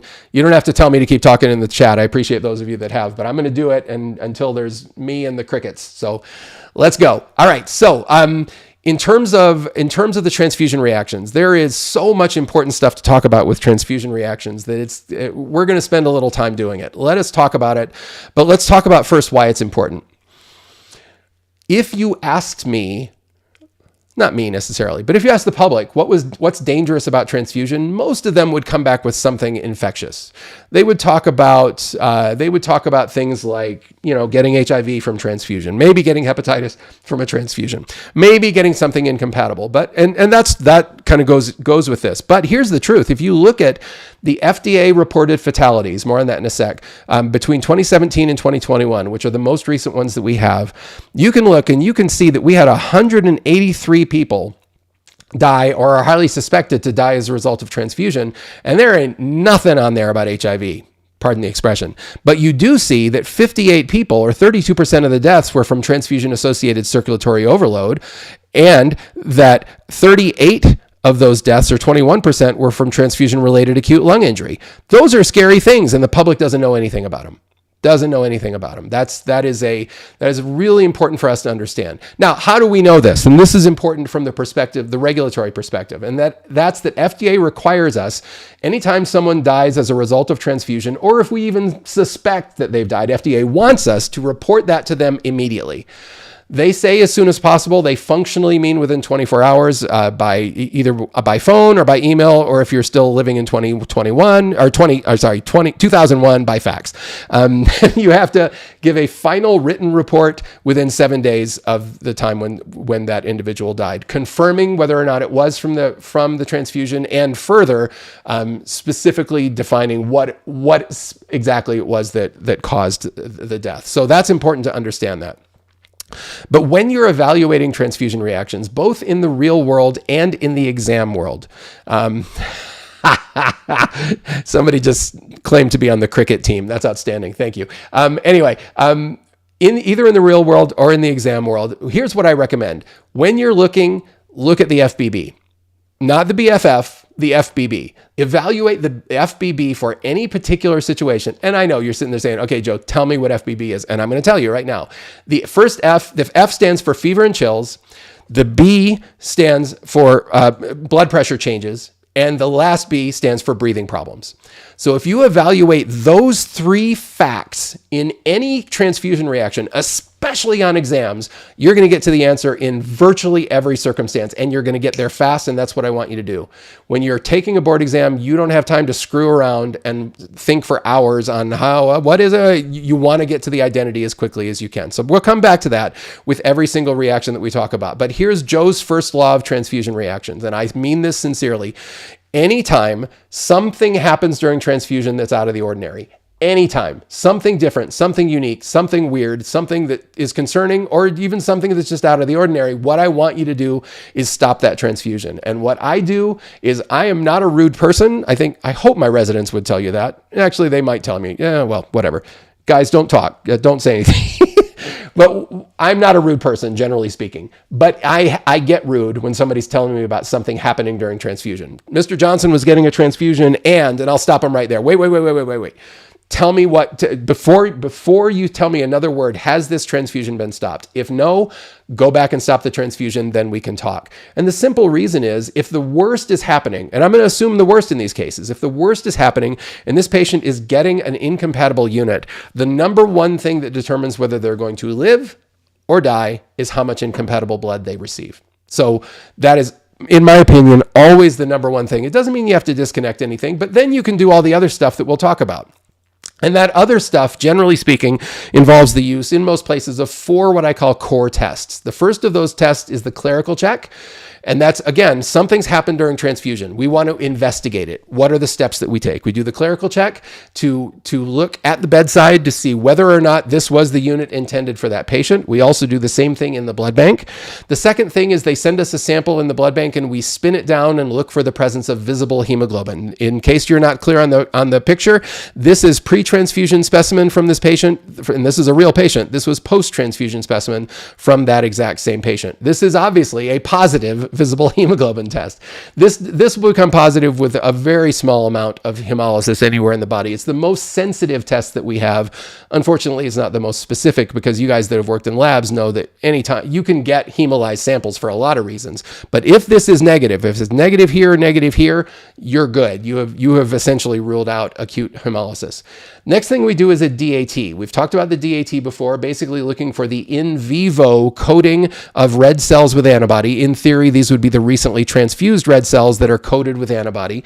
So that's, again, answering the question that we're trying to ask when it comes to the DAT. And then most places will also repeat the ABO and RH on first on the pre-transfusion sample, then on the post-transfusion sample, making sure they agree. Now, when it comes to the different transfusion reactions, it doesn't get any worse than the acute hemolytic reaction, at least in our view, because most of these are preventable. And it's the scenario where someone who's blood group A has anti-B. Someone messes up. There's a wrong blood in the tube from the big test tube from the beginning, or someone unfortunately takes a unit intended for this patient and goes over and gives it to that patient.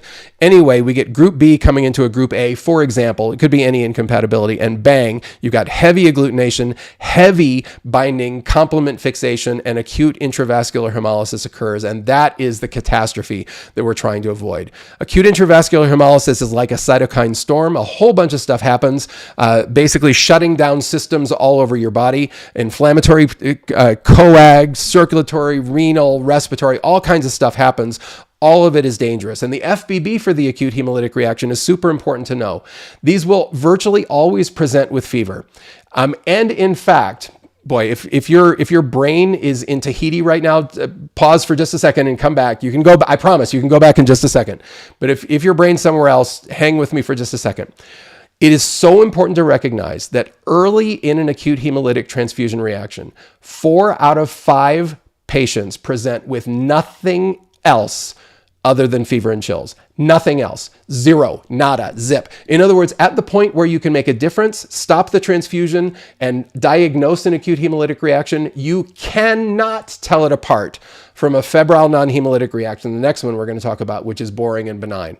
You can't tell them apart. So don't let anybody ever try to sell that to you.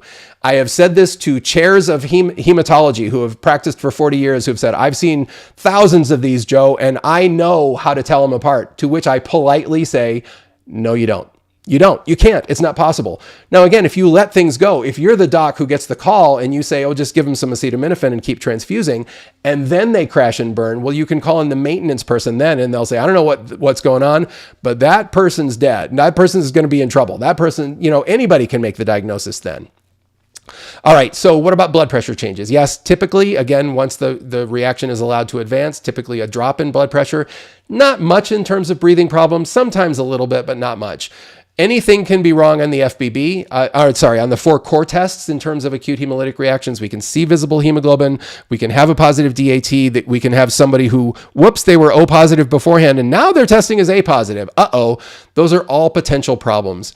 Cutting to the chase on acute hemolytic reactions, fundamentally, the treatment is supportive. Occasionally, if you get really aggressive, you can, in theory, do an exchange transfusion to get out those red cells, but I personally haven't experienced many scenarios where someone was stable enough to do that. Generally speaking, you're just going to have to manage things by working to keep their blood pressure up, and because the kidneys get shut down from lack of blood flow, keeping those kidneys flushed, keeping them making urine either through use of fluid or through the use of potentially even dopamine, for example, among many other things. And bottom line, this is something that a pathologist needs to get involved in. In fact, if it's a true acute hemolytic reaction, there's going to be a whole bunch of people getting involved. All right, so let's continue and let's talk about the febrile non-hemolytic reaction, which is the reaction that we hear about most commonly in the blood bank. It's defined as a 1 degree Celsius, 2 degree Fahrenheit temperature increase with no other explanation. That means you can't make this diagnosis without a transfusion reaction workup. I've already talked about why. It's generally caused by white cells that in the bag of blood that as they sit there, they're not in their normal environment. And so they make cytokines before the transfusion even happens.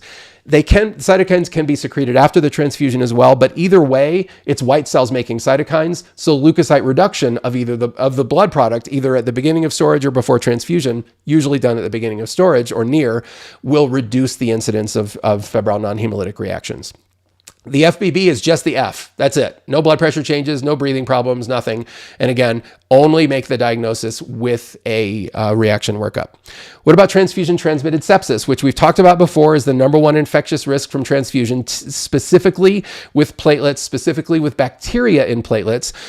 It is characterized by a really fast onset, like really fast, early in the transfusion, where we're getting a patient, they're getting transfused quick, and they quickly develop a very high temperature, sky-high temperature increase in the prototypical septic reaction. It can be more subtle, but the prototypical one has a sky-high 40 degrees Celsius temperature increase, massive blood pressure changes, especially with gram-negative bacteria and endotoxin, and again, typically no breathing problems. When you get that scenario, of course you're going to do your normal reaction workup, which is not going to be helpful, but you also have to put on your Sherlock Holmes hat and you actually do a little more investigating, and you might do things like investigate the unit for, and in fact you should, by doing a gram stain, which sucks, frankly. Gram stains are only positive about half the time when something really truly is, when a unit really truly is contaminated.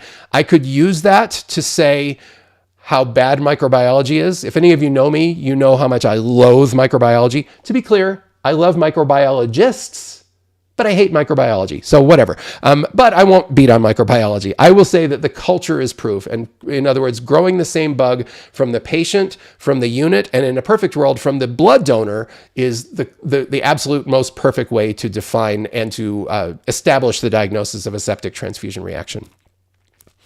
Okay, let's talk about breathing problems. So breathing problems that occur either during or after a transfusion, we should be asking ourselves the question, is this TRALI? Is this transfusion-associated circulatory overload, or is it something else?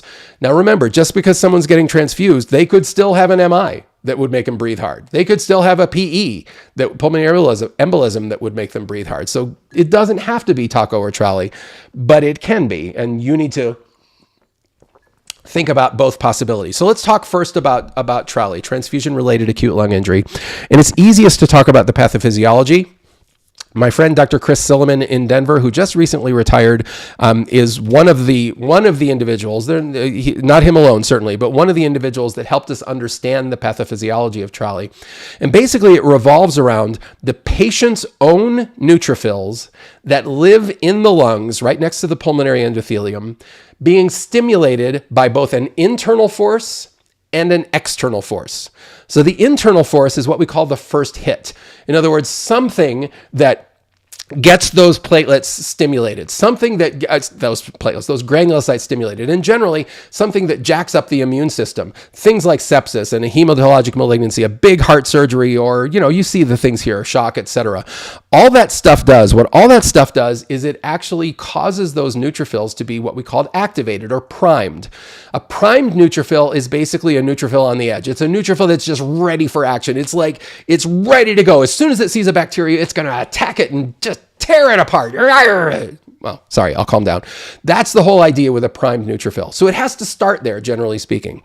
But the second thing that happens, in other words, let's put it this way, and this is one of my favorite little GIFs. I love this. It's like Bilbo, who's like ready for action. He can't, and Bilbo scares me, so I'm going to take him off. So this primed neutrophil, then what happens is a transfusion occurs on top of a primed neutrophil, and the most common scenario is that occurs where the blood product contains an antibody, and in particular, an HLA antibody, an anti-HLA antibody in a blood donor that comes in and pushes that neutrophil over the edge. Now, most commonly, ladies, I'm sorry, those anti-HLAs are seen in females with a pregnancy history. It is not exclusive, not in the least, but it is more commonly seen in females with a pregnancy history. Now, this BRM thing refers to the fact that blood products, as they're stored, tend to accumulate substances that are kind of degenerative products from blood components, and that can push the neutrophil over the edge as well.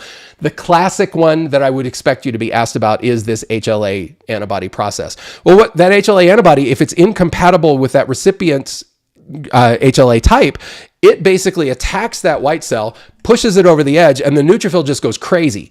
It starts doing what neutrophils do. It's like, yeah, let me at them. Where's the bacteria? Here, have some toxic oxygen species. Here, have some toxic enzymes. I'm attack.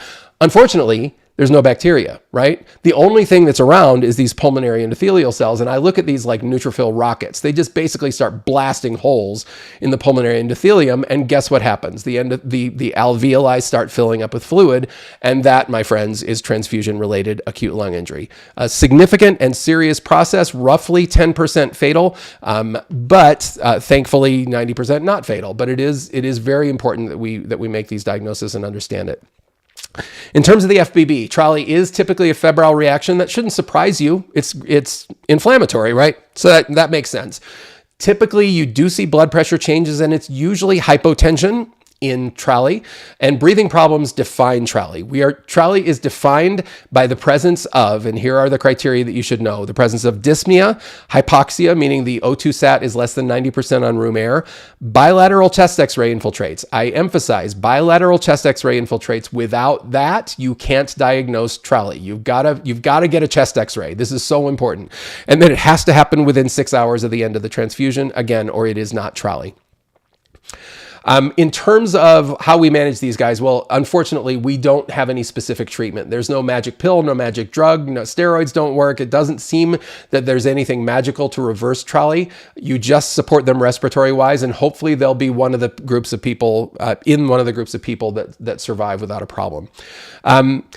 The ways that we have tried to prevent this revolve around managing those HLA antibodies in our blood donors, right? So we started back in 2006, decreasing the amount of female plasma that was around. In other words, we started using predominantly male plasma without regard for whether the females had had babies or not. We've gotten better. That did decrease it somewhat, but as of 2016, basically what we have now is a scenario where any plasma-rich product, and I didn't write this on the slide, so any plasma-rich product, so I'm talking about platelets, and like FFP or PF24, has to come from either a male to a G0 female So a female who's never been pregnant. Oh, I'm sorry. Hang on. Let me move my face out of there. There we go. So a male, a G0 female, or number 3, a G1 plus. So a woman who's had one or more babies, female, but negative HLA antibody testing. So any plasma product that you see on the shelf, any platelet product that you see on the shelf in 2024 in the United States comes from one of those 3 people, one of those 3 groups: a dude, a female who's never been pregnant, or a female who's been pregnant and has been tested and is negative for HLA antibodies. So that's important to keep in mind. And all that has worked. It's working well. It's not perfect because remember, there's another mechanism, but it has definitely helped. All right, so let's talk about TACO.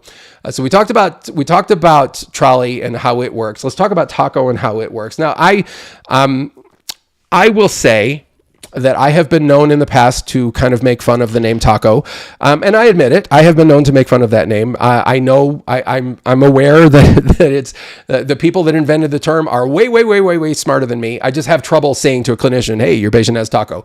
But that's just me. That's just my own personal psychosis. But basically, TACO, the easiest way to think about it is left-sided heart failure as a result of transfusion. Now, it's more complicated than that, if I'm being honest. We are starting to understand the mechanism of TACO more, and I have several podcasts on my website about that, including one with Christine Cherdy-Gazowicz that I would recommend to you. But fundamentally, it's too much volume as a result of transfusion in too short a time, probably on top of something underlying for the patient. So these patients have a lot of the same things that you see in left-sided heart failure, classically, including even something like jugular venous distension, like you see in this picture here. The way TACO presents clinically is classically with no fever. However, in recent years, we've discovered that a significant number of people with TACO have a temperature increase, and I'm slightly sorry to tell you that has been termed hot TACO, which I admit I struggle with saying personally. But I know, again, I'm not making fun of the people that named it that, because they are like, I'm here, they're like above my ceiling in terms of wisdom. So let's just leave it there. I just have trouble with it. Blood pressure changes, the opposite of trolley.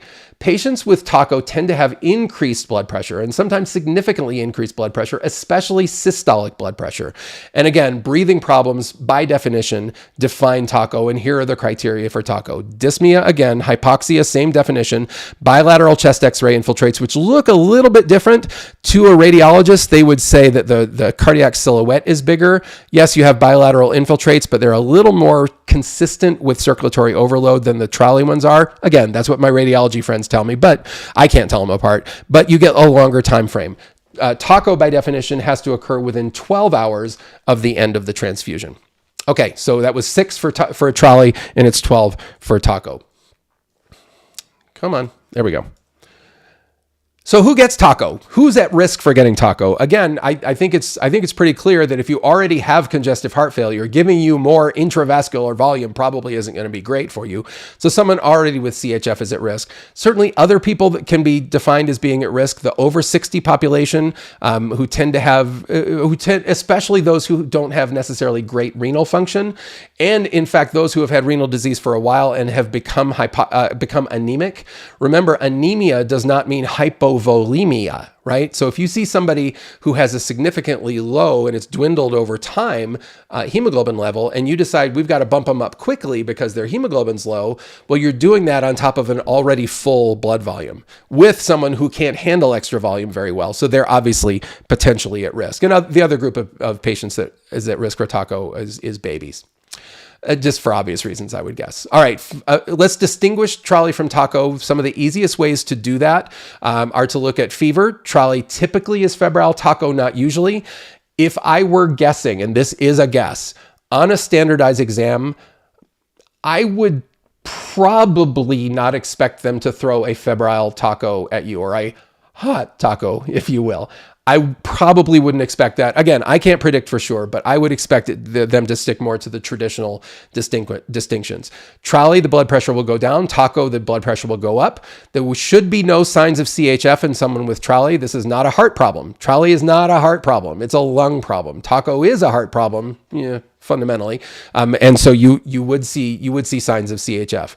We didn't talk about NT-proBNP or BNP. I hope those of you that are taking your boards are aware of this marker. It's a marker that's used in patients with CHF. Basically, it's found in the heart, in the atria, even though it's called brain natriuretic peptide. It's basically when the atria stretch, as in CHF, you increase your BNP and your metabolites, your NT-proBNP, your precursors, molecules. That should not be elevated in TRALI in a vacuum anyway, but it should be elevated and often significantly elevated in TACO. It can help distinguish.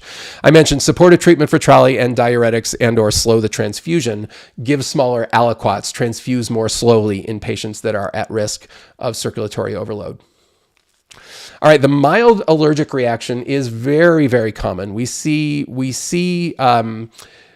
those quite often, 1 to 3%, but unfortunately, we don't know about them. I don't know if it's unfortunate. We don't have to know about them. Basically, a mild allergic reaction where someone gets a transfusion, they get some hives popping up on the arm where the blood is going in, and they stop it, they give them some Benadryl, it goes away. That can't be mixed up with an acute hemolytic reaction. So that is the one circumstance where Joe's first law, slamming down, stopping the transfusion, actually, it still applies. I would still stop the transfusion, but they don't necessarily have to report it to us in the transfusion service. So these happen more often than febrile reactions. We just don't hear about them quite as often.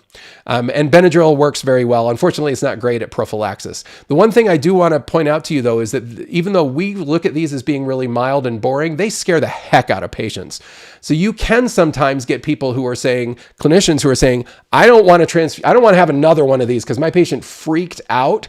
And so as a result, they might ask us to do things like wash the blood product to avoid a mild allergic reaction. And we really don't like to do that if we can possibly avoid it.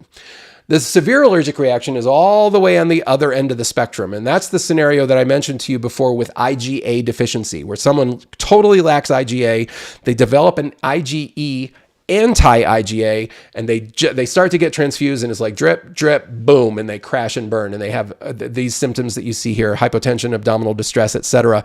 The classic association is IgA deficiency. They need to get epinephrine, and they need to get it right stinking now. The FBB of the severe allergic is no fever, heavy duty blood pressure changes. Their blood pressure goes down in a hurry because they're vasodilated from the allergic reaction. And again, by definition, their bronchioles are slammed down, so they have breathing problems.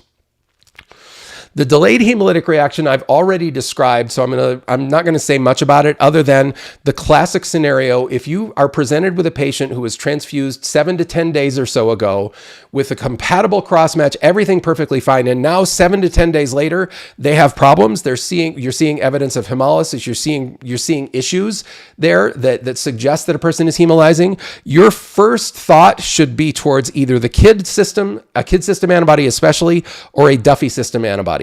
Both of those do that anamnestic thing. Remember, where they're there and they're gone. And let me show you how that works. I've used this illustration before. Some of you may have seen it on one of my videos. Let's just imagine that we have a JKA negative recipient, KID A negative. They get a transfusion from a donor who's KID A positive. Now, you might be thinking, well, wait, why would we do that? Well, why wouldn't we do that? We don't know that if someone does not have antibodies, we don't prophylactically match them in general for every single antigen. Now, the day may come when we do that, but it's not here now, and so we don't. So we give them a unit. It happens to be JKA positive. It goes in, and if the person is one of the unlucky 1% or so, they make an anti-JKA. But KID antibodies, remember we talked about that. They play hide and seek. They're here, they're gone. They fade away, and they can fade away in a matter of months, so that we might never, ever know that person ever had an anti-JKA. In fact, if the transfusion happened right before they left the hospital and they don't come back to the hospital for 2 years, that antibody could have come and gone by the time they come back in. So they come back in, let's just say, to use a SpongeBob thing, 2 years later. They come back in 2 years later. We do their antibody screen. It's negative. There's nothing there. The antibody's gone, right? So when we never knew it was there, so we just by bad luck happen to give them JKA positive red cells. And what happens is, remember, hide and seek. The antibody comes back, but you know how the immune system works. It comes back even stronger, and that antibody starts trashing those still circulating JKA positive cells. That is, ladies and gentlemen, a delayed hemolytic transfusion reaction that is typically, most commonly, extravascular. In other words, the hemolysis happens in the liver and the spleen, like with most IgGs, not usually intravascular, like with IgM antibodies. Okay, so we've hit the transfusion reactions. Let's just do, we've got like 10 slides left, you guys. So I will cruise through this as quickly as I can. And we'll just say a few words about these last three: transplant and apheresis, and very little, therapeutic apheresis, I should say, very little on lab standards. So this is a graph that's just showing you the most recent data available from the Center for International Blood and Marrow Transplant Research, CIBMTR, which shows in the United States the number of transplants of stem cells, particularly, that have been done. Now, to be clear, I'm not going to talk about organ transplant. Organ transplant's a topic for another day. And frankly, for us in transfusion world, organ transplant patients are not usually that massive a challenge in terms of transfusing them, aside from sometimes in liver transplant in particular, they need large numbers, large quantities. But there's not a whole lot that's mysterious about that. But the transfusion in stem cell transplant, in particular in one circumstance that I'll tell you about in a minute, actually is complicated and confusing. But here's transplants in the United States. The green line is autologous transplants. In other words, the donor and recipient are the same person. We harvest stem cells or progenitor cells from the person. We then wipe out their marrow and then reinfuse the stem cells. That is most commonly done in patients with multiple myeloma and non-Hodgkin's lymphoma. Hang on a second, I'm getting a little hoarse. Excuse me. And this is allogeneic transplants in blue, and that is most commonly done in adults anyway, in patients with AML, myelodysplastic syndromes, and other hematologic malignancies. So you should be aware, though, that there's a growing number of non-malignancies that are now indications for stem cell transplant, progenitor cell transplant, including things like sickle cell.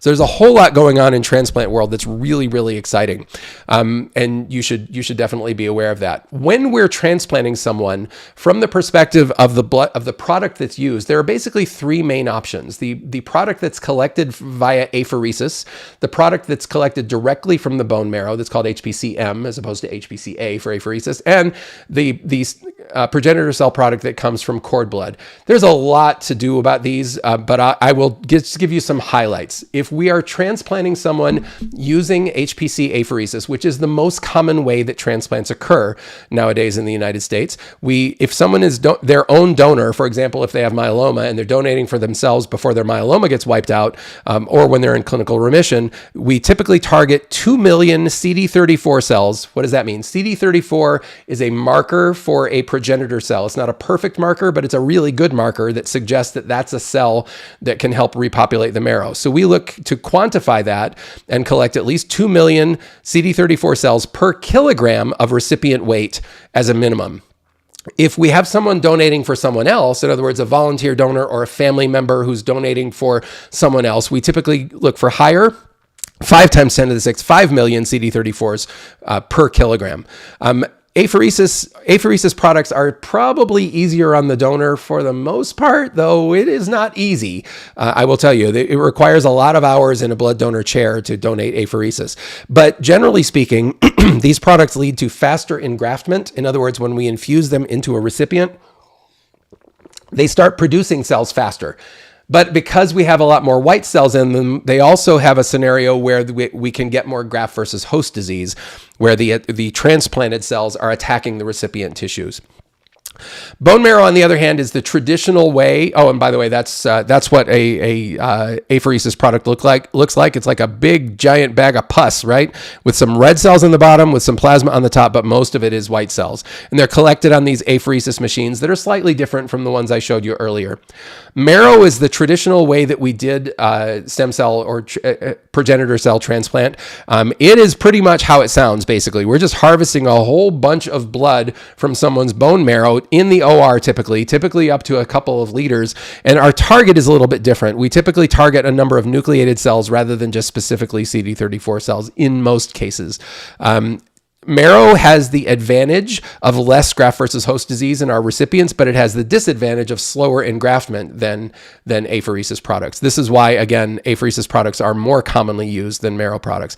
Cord blood products are the least commonly used of all. They basically are harvested by taking a placenta and actually letting it gravity drain into a collection bag after delivery. The mom has to allow that to happen, obviously.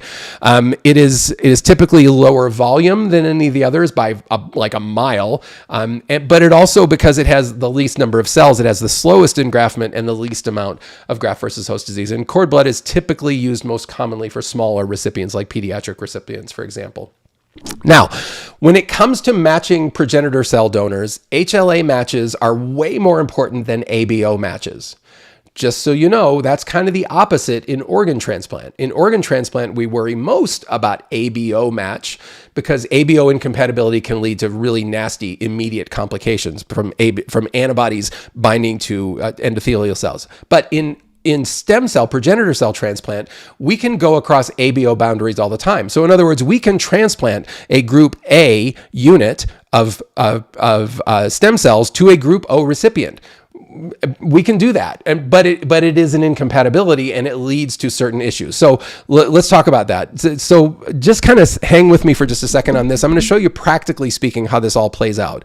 Now, if we have a scenario where the red cells in the donor are incompatible with the plasma of the recipient, that is called a major incompatibility.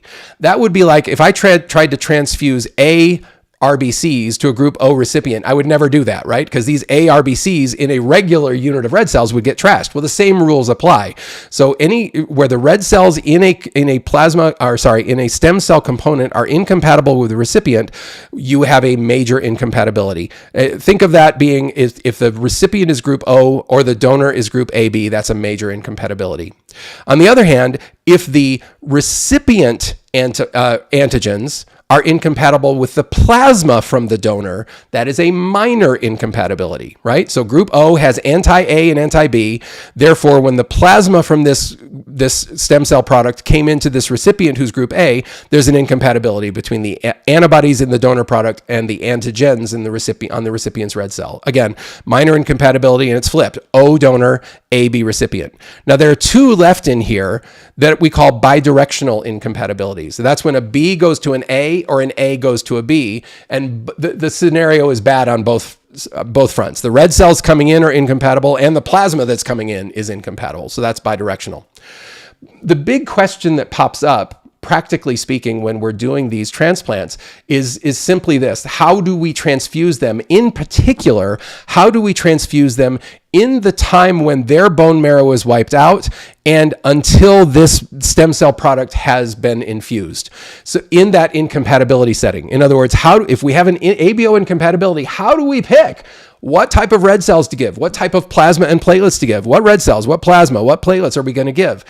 And if you look at this, what you will find is a whole bunch of charts and graphs that make your mind numb. And this is one of the simpler ones. This one was done by Dr. Claudia Cohn, and it's a great one. Don't get me wrong. I'm not slamming on Claudia at all. It's just hard to do one of these that is easy to understand. So after a long time of me looking at these things and try to memorize them, something occurred to me, and I went, holy crap, why did I never see that before? So I am going to share with you Joe's rules for transfusion in ABO incompatible HPC transplant. Okay, so again, this is specifically when there is an incompatibility, either major or minor. Okay, major or minor incompatibility. I'll talk about bidirectional at the end. So either a major or a minor compatibility. The good thing is it doesn't matter which one it is. It can be either major or minor. The rules are exactly the same. So again, if you have an incompatibility, if it's matched, you just give the one type that both donor and recipient are. That's easy.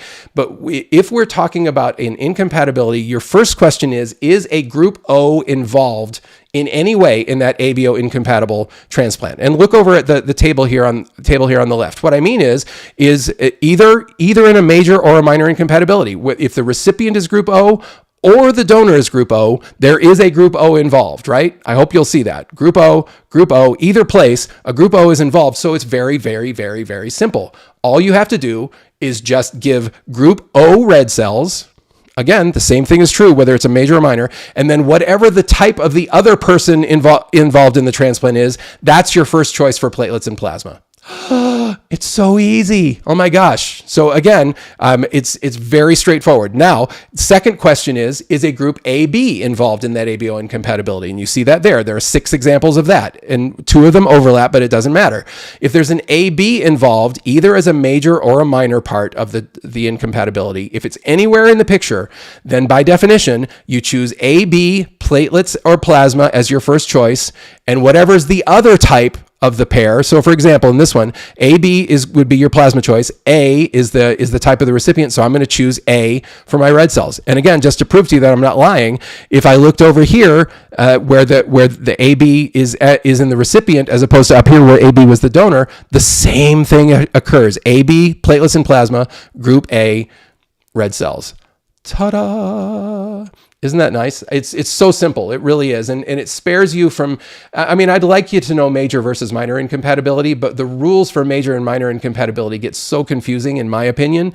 I would just as soon use these 2 simple rules and go. You're asking, what about the bidirectional incompatibility? Those are super simple. For those, your first choice is always O red cells and AB platelets and FFP. Now, there are other options potentially that you could use for the platelets and FFP, but your first choice is always going to be O red cells, AB platelets and FFP. I hope that simplifies it a little bit. This may have been a stressor for you. This is something that from my perspective, I would predict you might be asked about. Okay, so let's close this out with therapeutic apheresis real quickly. Therapeutic apheresis is something that many of you, for example, if any of you are here from Cedars-Sinai, a place where I used to work, you know that you guys do therapeutic apheresis all the time. Many of you, however, are practice at places where you have never even seen a therapeutic apheresis procedure because some other specialty does it. Pathology is not involved. Nephrology does it, or hematology does it, or somebody else does it. So as a result, this is maybe more or less familiar to you. And I'm sorry about that. It's unfortunate that you guys get asked questions about this, but I'm going to try and give you the high yield stuff from therapeutic apheresis. Bottom line with therapeutic apheresis is that we're using that apheresis technology to target a specific pathologic substance in blood, remove it wherever possible, or modify it in place if we have to. The ways that we do this and the diseases that we use to treat with therapeutic apheresis are very codified, and they're codified by the American Society for Apheresis in an article that comes out typically every 2 to 3 years. I could be wrong about that. It's at regular intervals in the Journal of Clinical Apheresis. This is the most recent one, which is from 2023, and I'll show you some of the details of that. But basically, ASFA, American Society for Apheresis, categorizes diseases into 4 different categories. Category 1 is where apheresis is in fact a first-line treatment. It's proven, it's well accepted, there's good data, great. Category 2 is where it's useful as a second-line treatment. In other words, it could help, but there's generally something else that you should probably do first. Category 3 is something that's not proven at all. It might be helpful. We don't really know. Not so sure. And thank you, Justin. Every 3 years. And then category 4 is the scenarios where therapeutic apheresis is in fact known to be ineffective and or potentially harmful. And as such, it should really only be done under research conditions. Okay, so how does therapeutic apheresis work? I refer back to the wonderful idea from Dr. Trelawney at Mayo Scottsdale that I just love because it really illustrates the point super well. So let's talk about some of the different types of therapeutic apheresis, and here some of them are. So if you stick your straw into there in a patient who has something pathologic going on in their plasma and remove that, that's called therapeutic plasma exchange. If it moves over and you're digging into the platelets because the patient has too many platelets, that's called thrombocytopheresis. If you move it over to somewhere in the middle because someone's got a whole bunch of blasts or white cells in general, that's called leukocytopheresis. And if you move it all the way over to the other end where you're trying to get out red cells either to exchange them or because they have way too many red cells, that's called either RBC exchange or erythrocytopheresis. Now, I should be clear, there are other forms of therapeutic apheresis. There are forms where we're modifying the patient's T cells. That's called extracorporeal photopheresis that's used in graft versus host disease. There are scenarios like where you're removing lipoproteins. That's lipoprotein apheresis. There's a multitude of others, but these are kind of the four most prevalent categories that I would expect you to be potentially asked about on an exam. But what the other thing that you might get asked about is simply this: how efficient is this process? In other words, if I'm using apheresis, just say, for example, to remove plasma and put in something to replace that plasma, whether it's plasma replacing plasma or albumin replacing plasma, how good is the apheresis machine at doing this? Or how good is this process? And this is so important to understand, because you remember, we're not taking all the plasma out, so patient has no plasma, and then putting in fresh plasma or fresh albumin. No. We're taking a little bit out, putting a little bit in, taking a little bit out, and oops, we're taking out some of what we just put in, but we can't help it. And then we're putting in, out, in, out, in. So there's an inefficiency to the process that, in particular, if a substance stays intravascular only, and they don't all do that, but if substance stays intravascular only, after you've replaced one blood volume or one plasma volume, in the case of a plasma exchange, you've done about a 65% efficient job. And quite frankly, normally most procedures will do either 1 to 1.5 plasma exchanges, which obviously 1.5 will be a little bit higher. But going beyond that, you see this curve, it's asymptotic, right? I think that's the word. The closer it gets down here to 100%, the more it curves. And so you start saying, oh, let's do 2 or 3. That really doesn't add a whole lot of efficiency. And so most patients, we're doing one volume exchange or 1.5 volume exchange for the most part. You can see, by the way, that if a substance doesn't stay intravascular, that the efficiency is decreased significantly. You lose efficiency substantially. All right, so when it comes to the category 1s, the things that ASFA categorizes as classic examples of diseases that should be first-line therapy for therapeutic apheresis, I wanted to make sure you guys were familiar with some of them. It would be exhausting and exhaustive to try and list all the category 1s and 2s, for example, but I wanted to show you at least some of the category 1s. The classic one for therapeutic plasma exchange is the disease thrombotic thrombocytopenic purpura, as well as several different variants of the classic type of thrombotic microangiopathies. Basically, many of them you'll use plasma exchange, and it's because the lack of the ADAMTS13 molecule that cleaves von Willebrand's factor, we're taking out the bad plasma, and this is one of the few scenarios where we actually do use plasma in the exchange, not albumin, because the plasma goes in and replaces the ADAMTS13 that's missing from the patient's own plasma. So TTP is one that I absolutely would be really, really familiar with, but there are other diseases that are category 1s for plasma exchange as well, like myasthenia gravis, acute and chronic inflammatory demyelinating polyradiculopathy, I think I got that right, focal segmental glomerulosclerosis, and things like hypergammaglobulinemia, things like that. Most of those we're using albumin to replace. There are some exceptions to that, like with anti-GBM disease, glomerular basement membrane disease. If the patient has diffuse alveolar hemorrhage, you would use plasma in those circumstances. And obviously, if you're exchanging someone repeatedly, and you start seeing their fibrinogen drop, typically you're going to use some plasma to replace that as well. But again, classically TTP, the main one that we use plasma in the exchange. What about removing platelets, thrombocytopheresis? Well, actually, there are no category 1 indications for removing platelets. The things that you might think of, like essential thrombocythemia, where someone presents with a super high platelet count, that's actually a category 2, or if someone's bleeding and or symptomatic otherwise, or clotting, it's category 3 if it's prophylactic. So again, not any proven benefit. Leukocytopheresis is one that we often get calls on. Somebody's in blast crisis, and oh my gosh, they have a super high white count, and there's a lot of detail and nuance to this. If you want to hear more about how to decide whether or not someone who is in blast crisis with either AML or ALL should get leukocytopheresis, Dr. Jeff Winters did a great discussion of that on my podcast from several years ago, but you can find that easily on my site, and just grab the transcript. You don't have to listen to the whole thing, just grab the transcript, read down to that. That would give you a great view of that. What about RBC RBC exchange or erythrocytophoresis? Well, for sickle cell disease in particular, for acute stroke and or stroke prevention, sickle cell disease is a category 1 indication for red cell exchange, where we're taking out these sickled red cells and replacing those cells with non-sickled red cells. And we also, if we have someone with polycythemia vera or hereditary hemochromatosis, in theory, we can do erythrocytophoresis to remove white cells from them as well. Okay, that's just a very high-level tour through through therapeutic apheresis, but I hope that opened your eyes a little bit to some things that maybe you haven't experienced. Those of you that do it all the time, you know there's a whole lot more to talk about than that. Finally, the second to last slide is simply who regulates us. And I've referred to both of these organizations as we've gone along. The FDA has been tasked with the primary duty of monitoring and managing transfusion safety in the United States. And they do that. They do that through a combination of what they call guidances, as well as the fact that they come out and inspect most facilities that are doing transfusion and collecting and processing blood as well. The thing I didn't put in there that's not specifically FDA is some things like HIV and HCV look back that I talked about at the beginning that are in fact ensconced in federal law. FDA guidelines are, and they always like to say this in their guidances, they're not technically law, but to those of us in the blood bank, they pretty much are. I mean, we pretty much have to do what they say, otherwise we're going to have trouble. We're going to have trouble justifying why we don't. Let's just put it that way.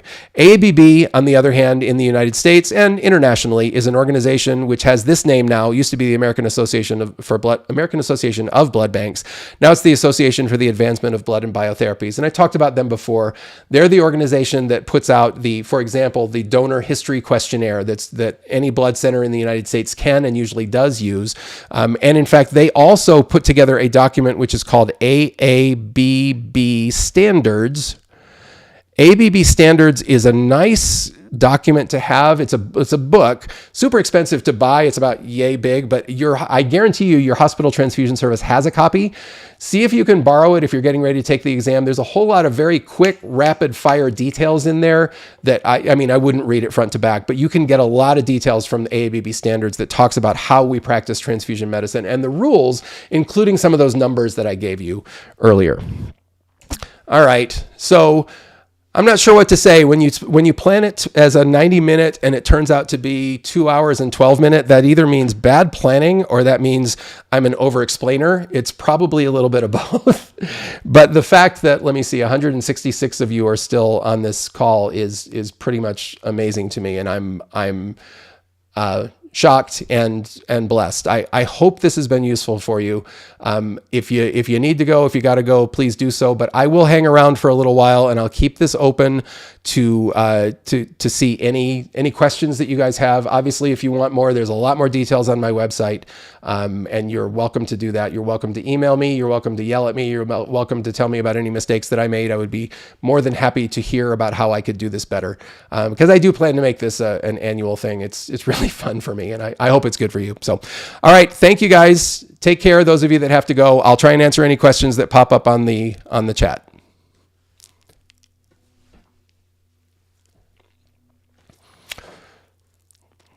Oh, Yabba Dabba Dude is back.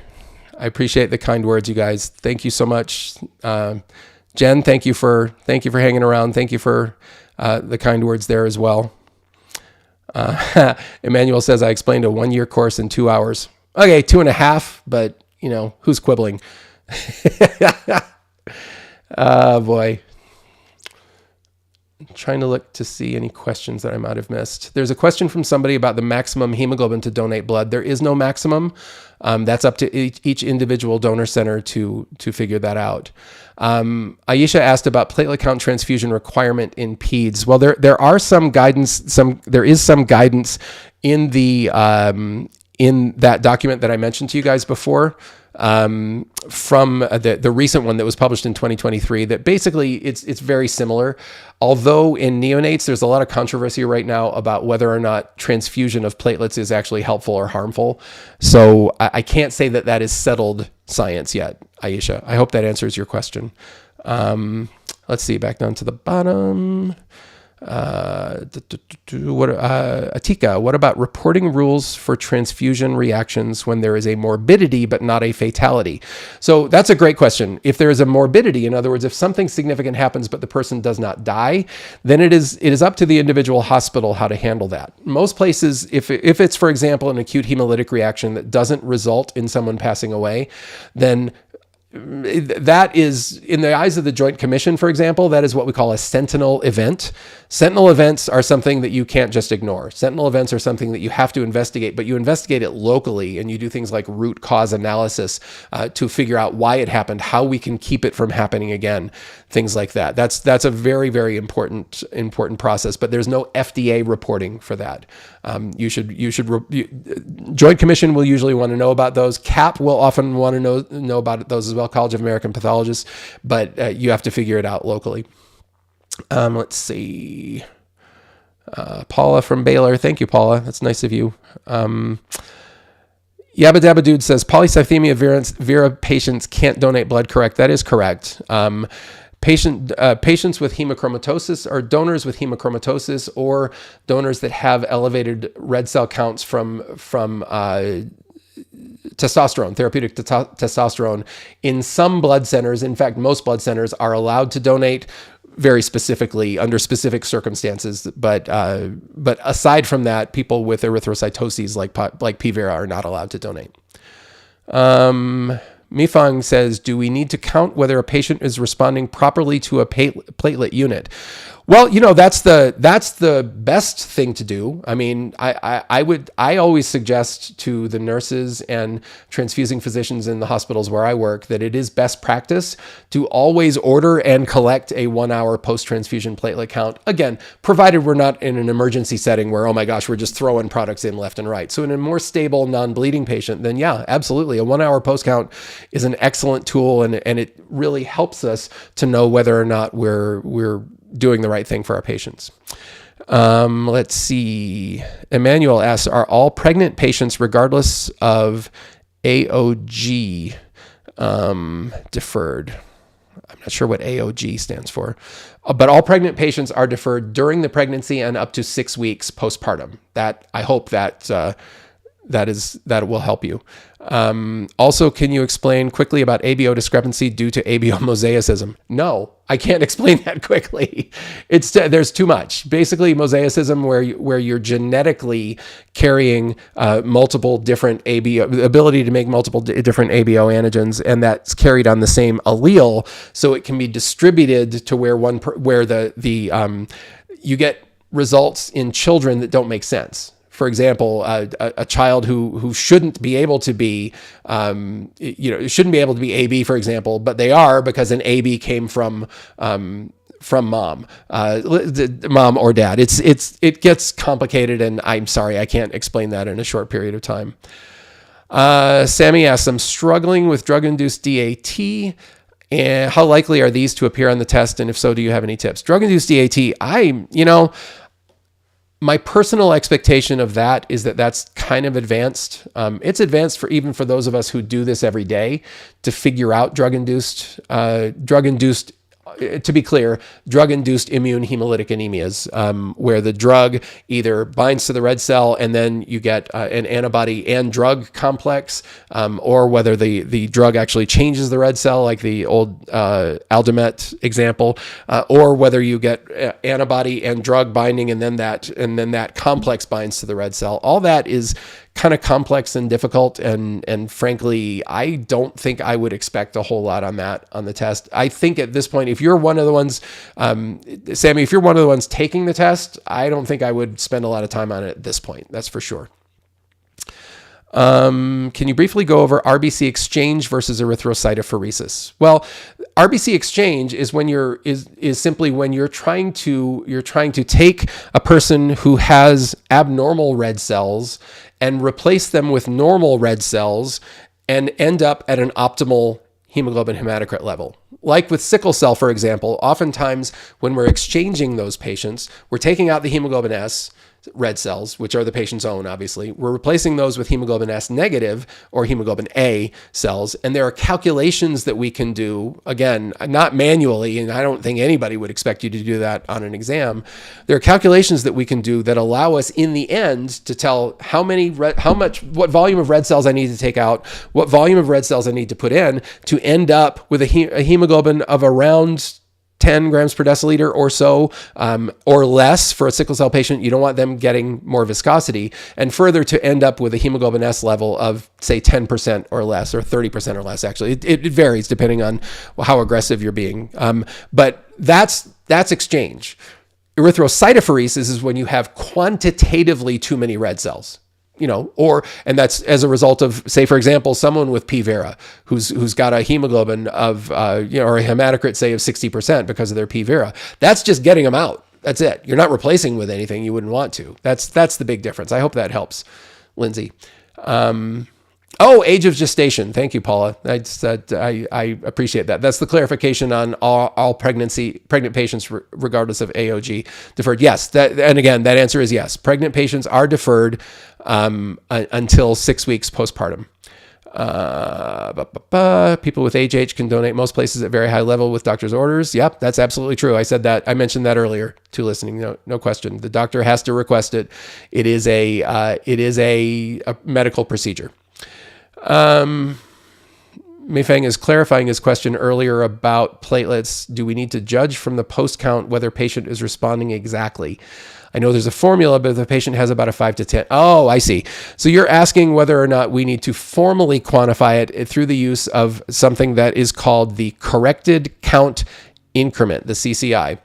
Well, you notice I did not teach the CCI today. I didn't teach the CCI simply because I find it very useless in regular practice personally. I typically eyeball things, and if somebody gets a 10K or above count, I'm pretty much happy with that.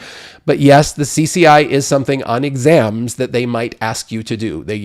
In order to do the CCI, you need the patient's body surface area. You need the change from pre to post count. In other words, the post count was 20,000, the pre count was 5,000. So you subtract that difference, multiply that by the surface area, divide that by the number of platelets transfused, like 3 times 10 to the 11th, or just the 3 part of that. That gives you a number that if you're over 7,500, you're adequate. If you're less than 7,500 on that CCI, you are by definition inadequate. I don't like to talk about it just because I find it to be kind of artificial and, in my opinion, not all that helpful. Get rid of that slide. So let's see. What else do we have? Sammy's taking the L on drug-induced. Okay, fair enough. Yeah, somebody mentions that drug-induced hemolytic anemia was covered in one of my podcasts, and it's true. It's one of the early podcasts. It's 5 or 6, something like that. It's somewhere in the first 10 podcasts from 2016, I believe, somewhere in that ballpark. Okay. I think I've hit all the questions that are in the chat that I can see so far. If anybody has any others, hit me. Sammy asks, how likely is the American board to ask about neutralizing things like saliva to neutralize ABO and Lewis, and lectins like Dolichos biflorus and Ulex europaeus? With more time, I would have taught that. I used to teach that all the time in the Osler course. I don't tend to teach that now, just in large part because there are so many other things of higher priority. I suppose it's possible. I just think that there are things that are significantly more important than the neutralizing substances and the lectins. If you want to get a look at that, there are places to find that. I certainly, if you look at my blood groups lecture on the Blood Bank Guy website, just go to bbguy.org/video, and you can find that stuff if you want to take a quick review on it. Should I bother memorizing the list? The only ones I would remember are the fact that we use saliva to neutralize ABO and Lewis, and the Dolichos biflorus and Ulex. That's what I would remember.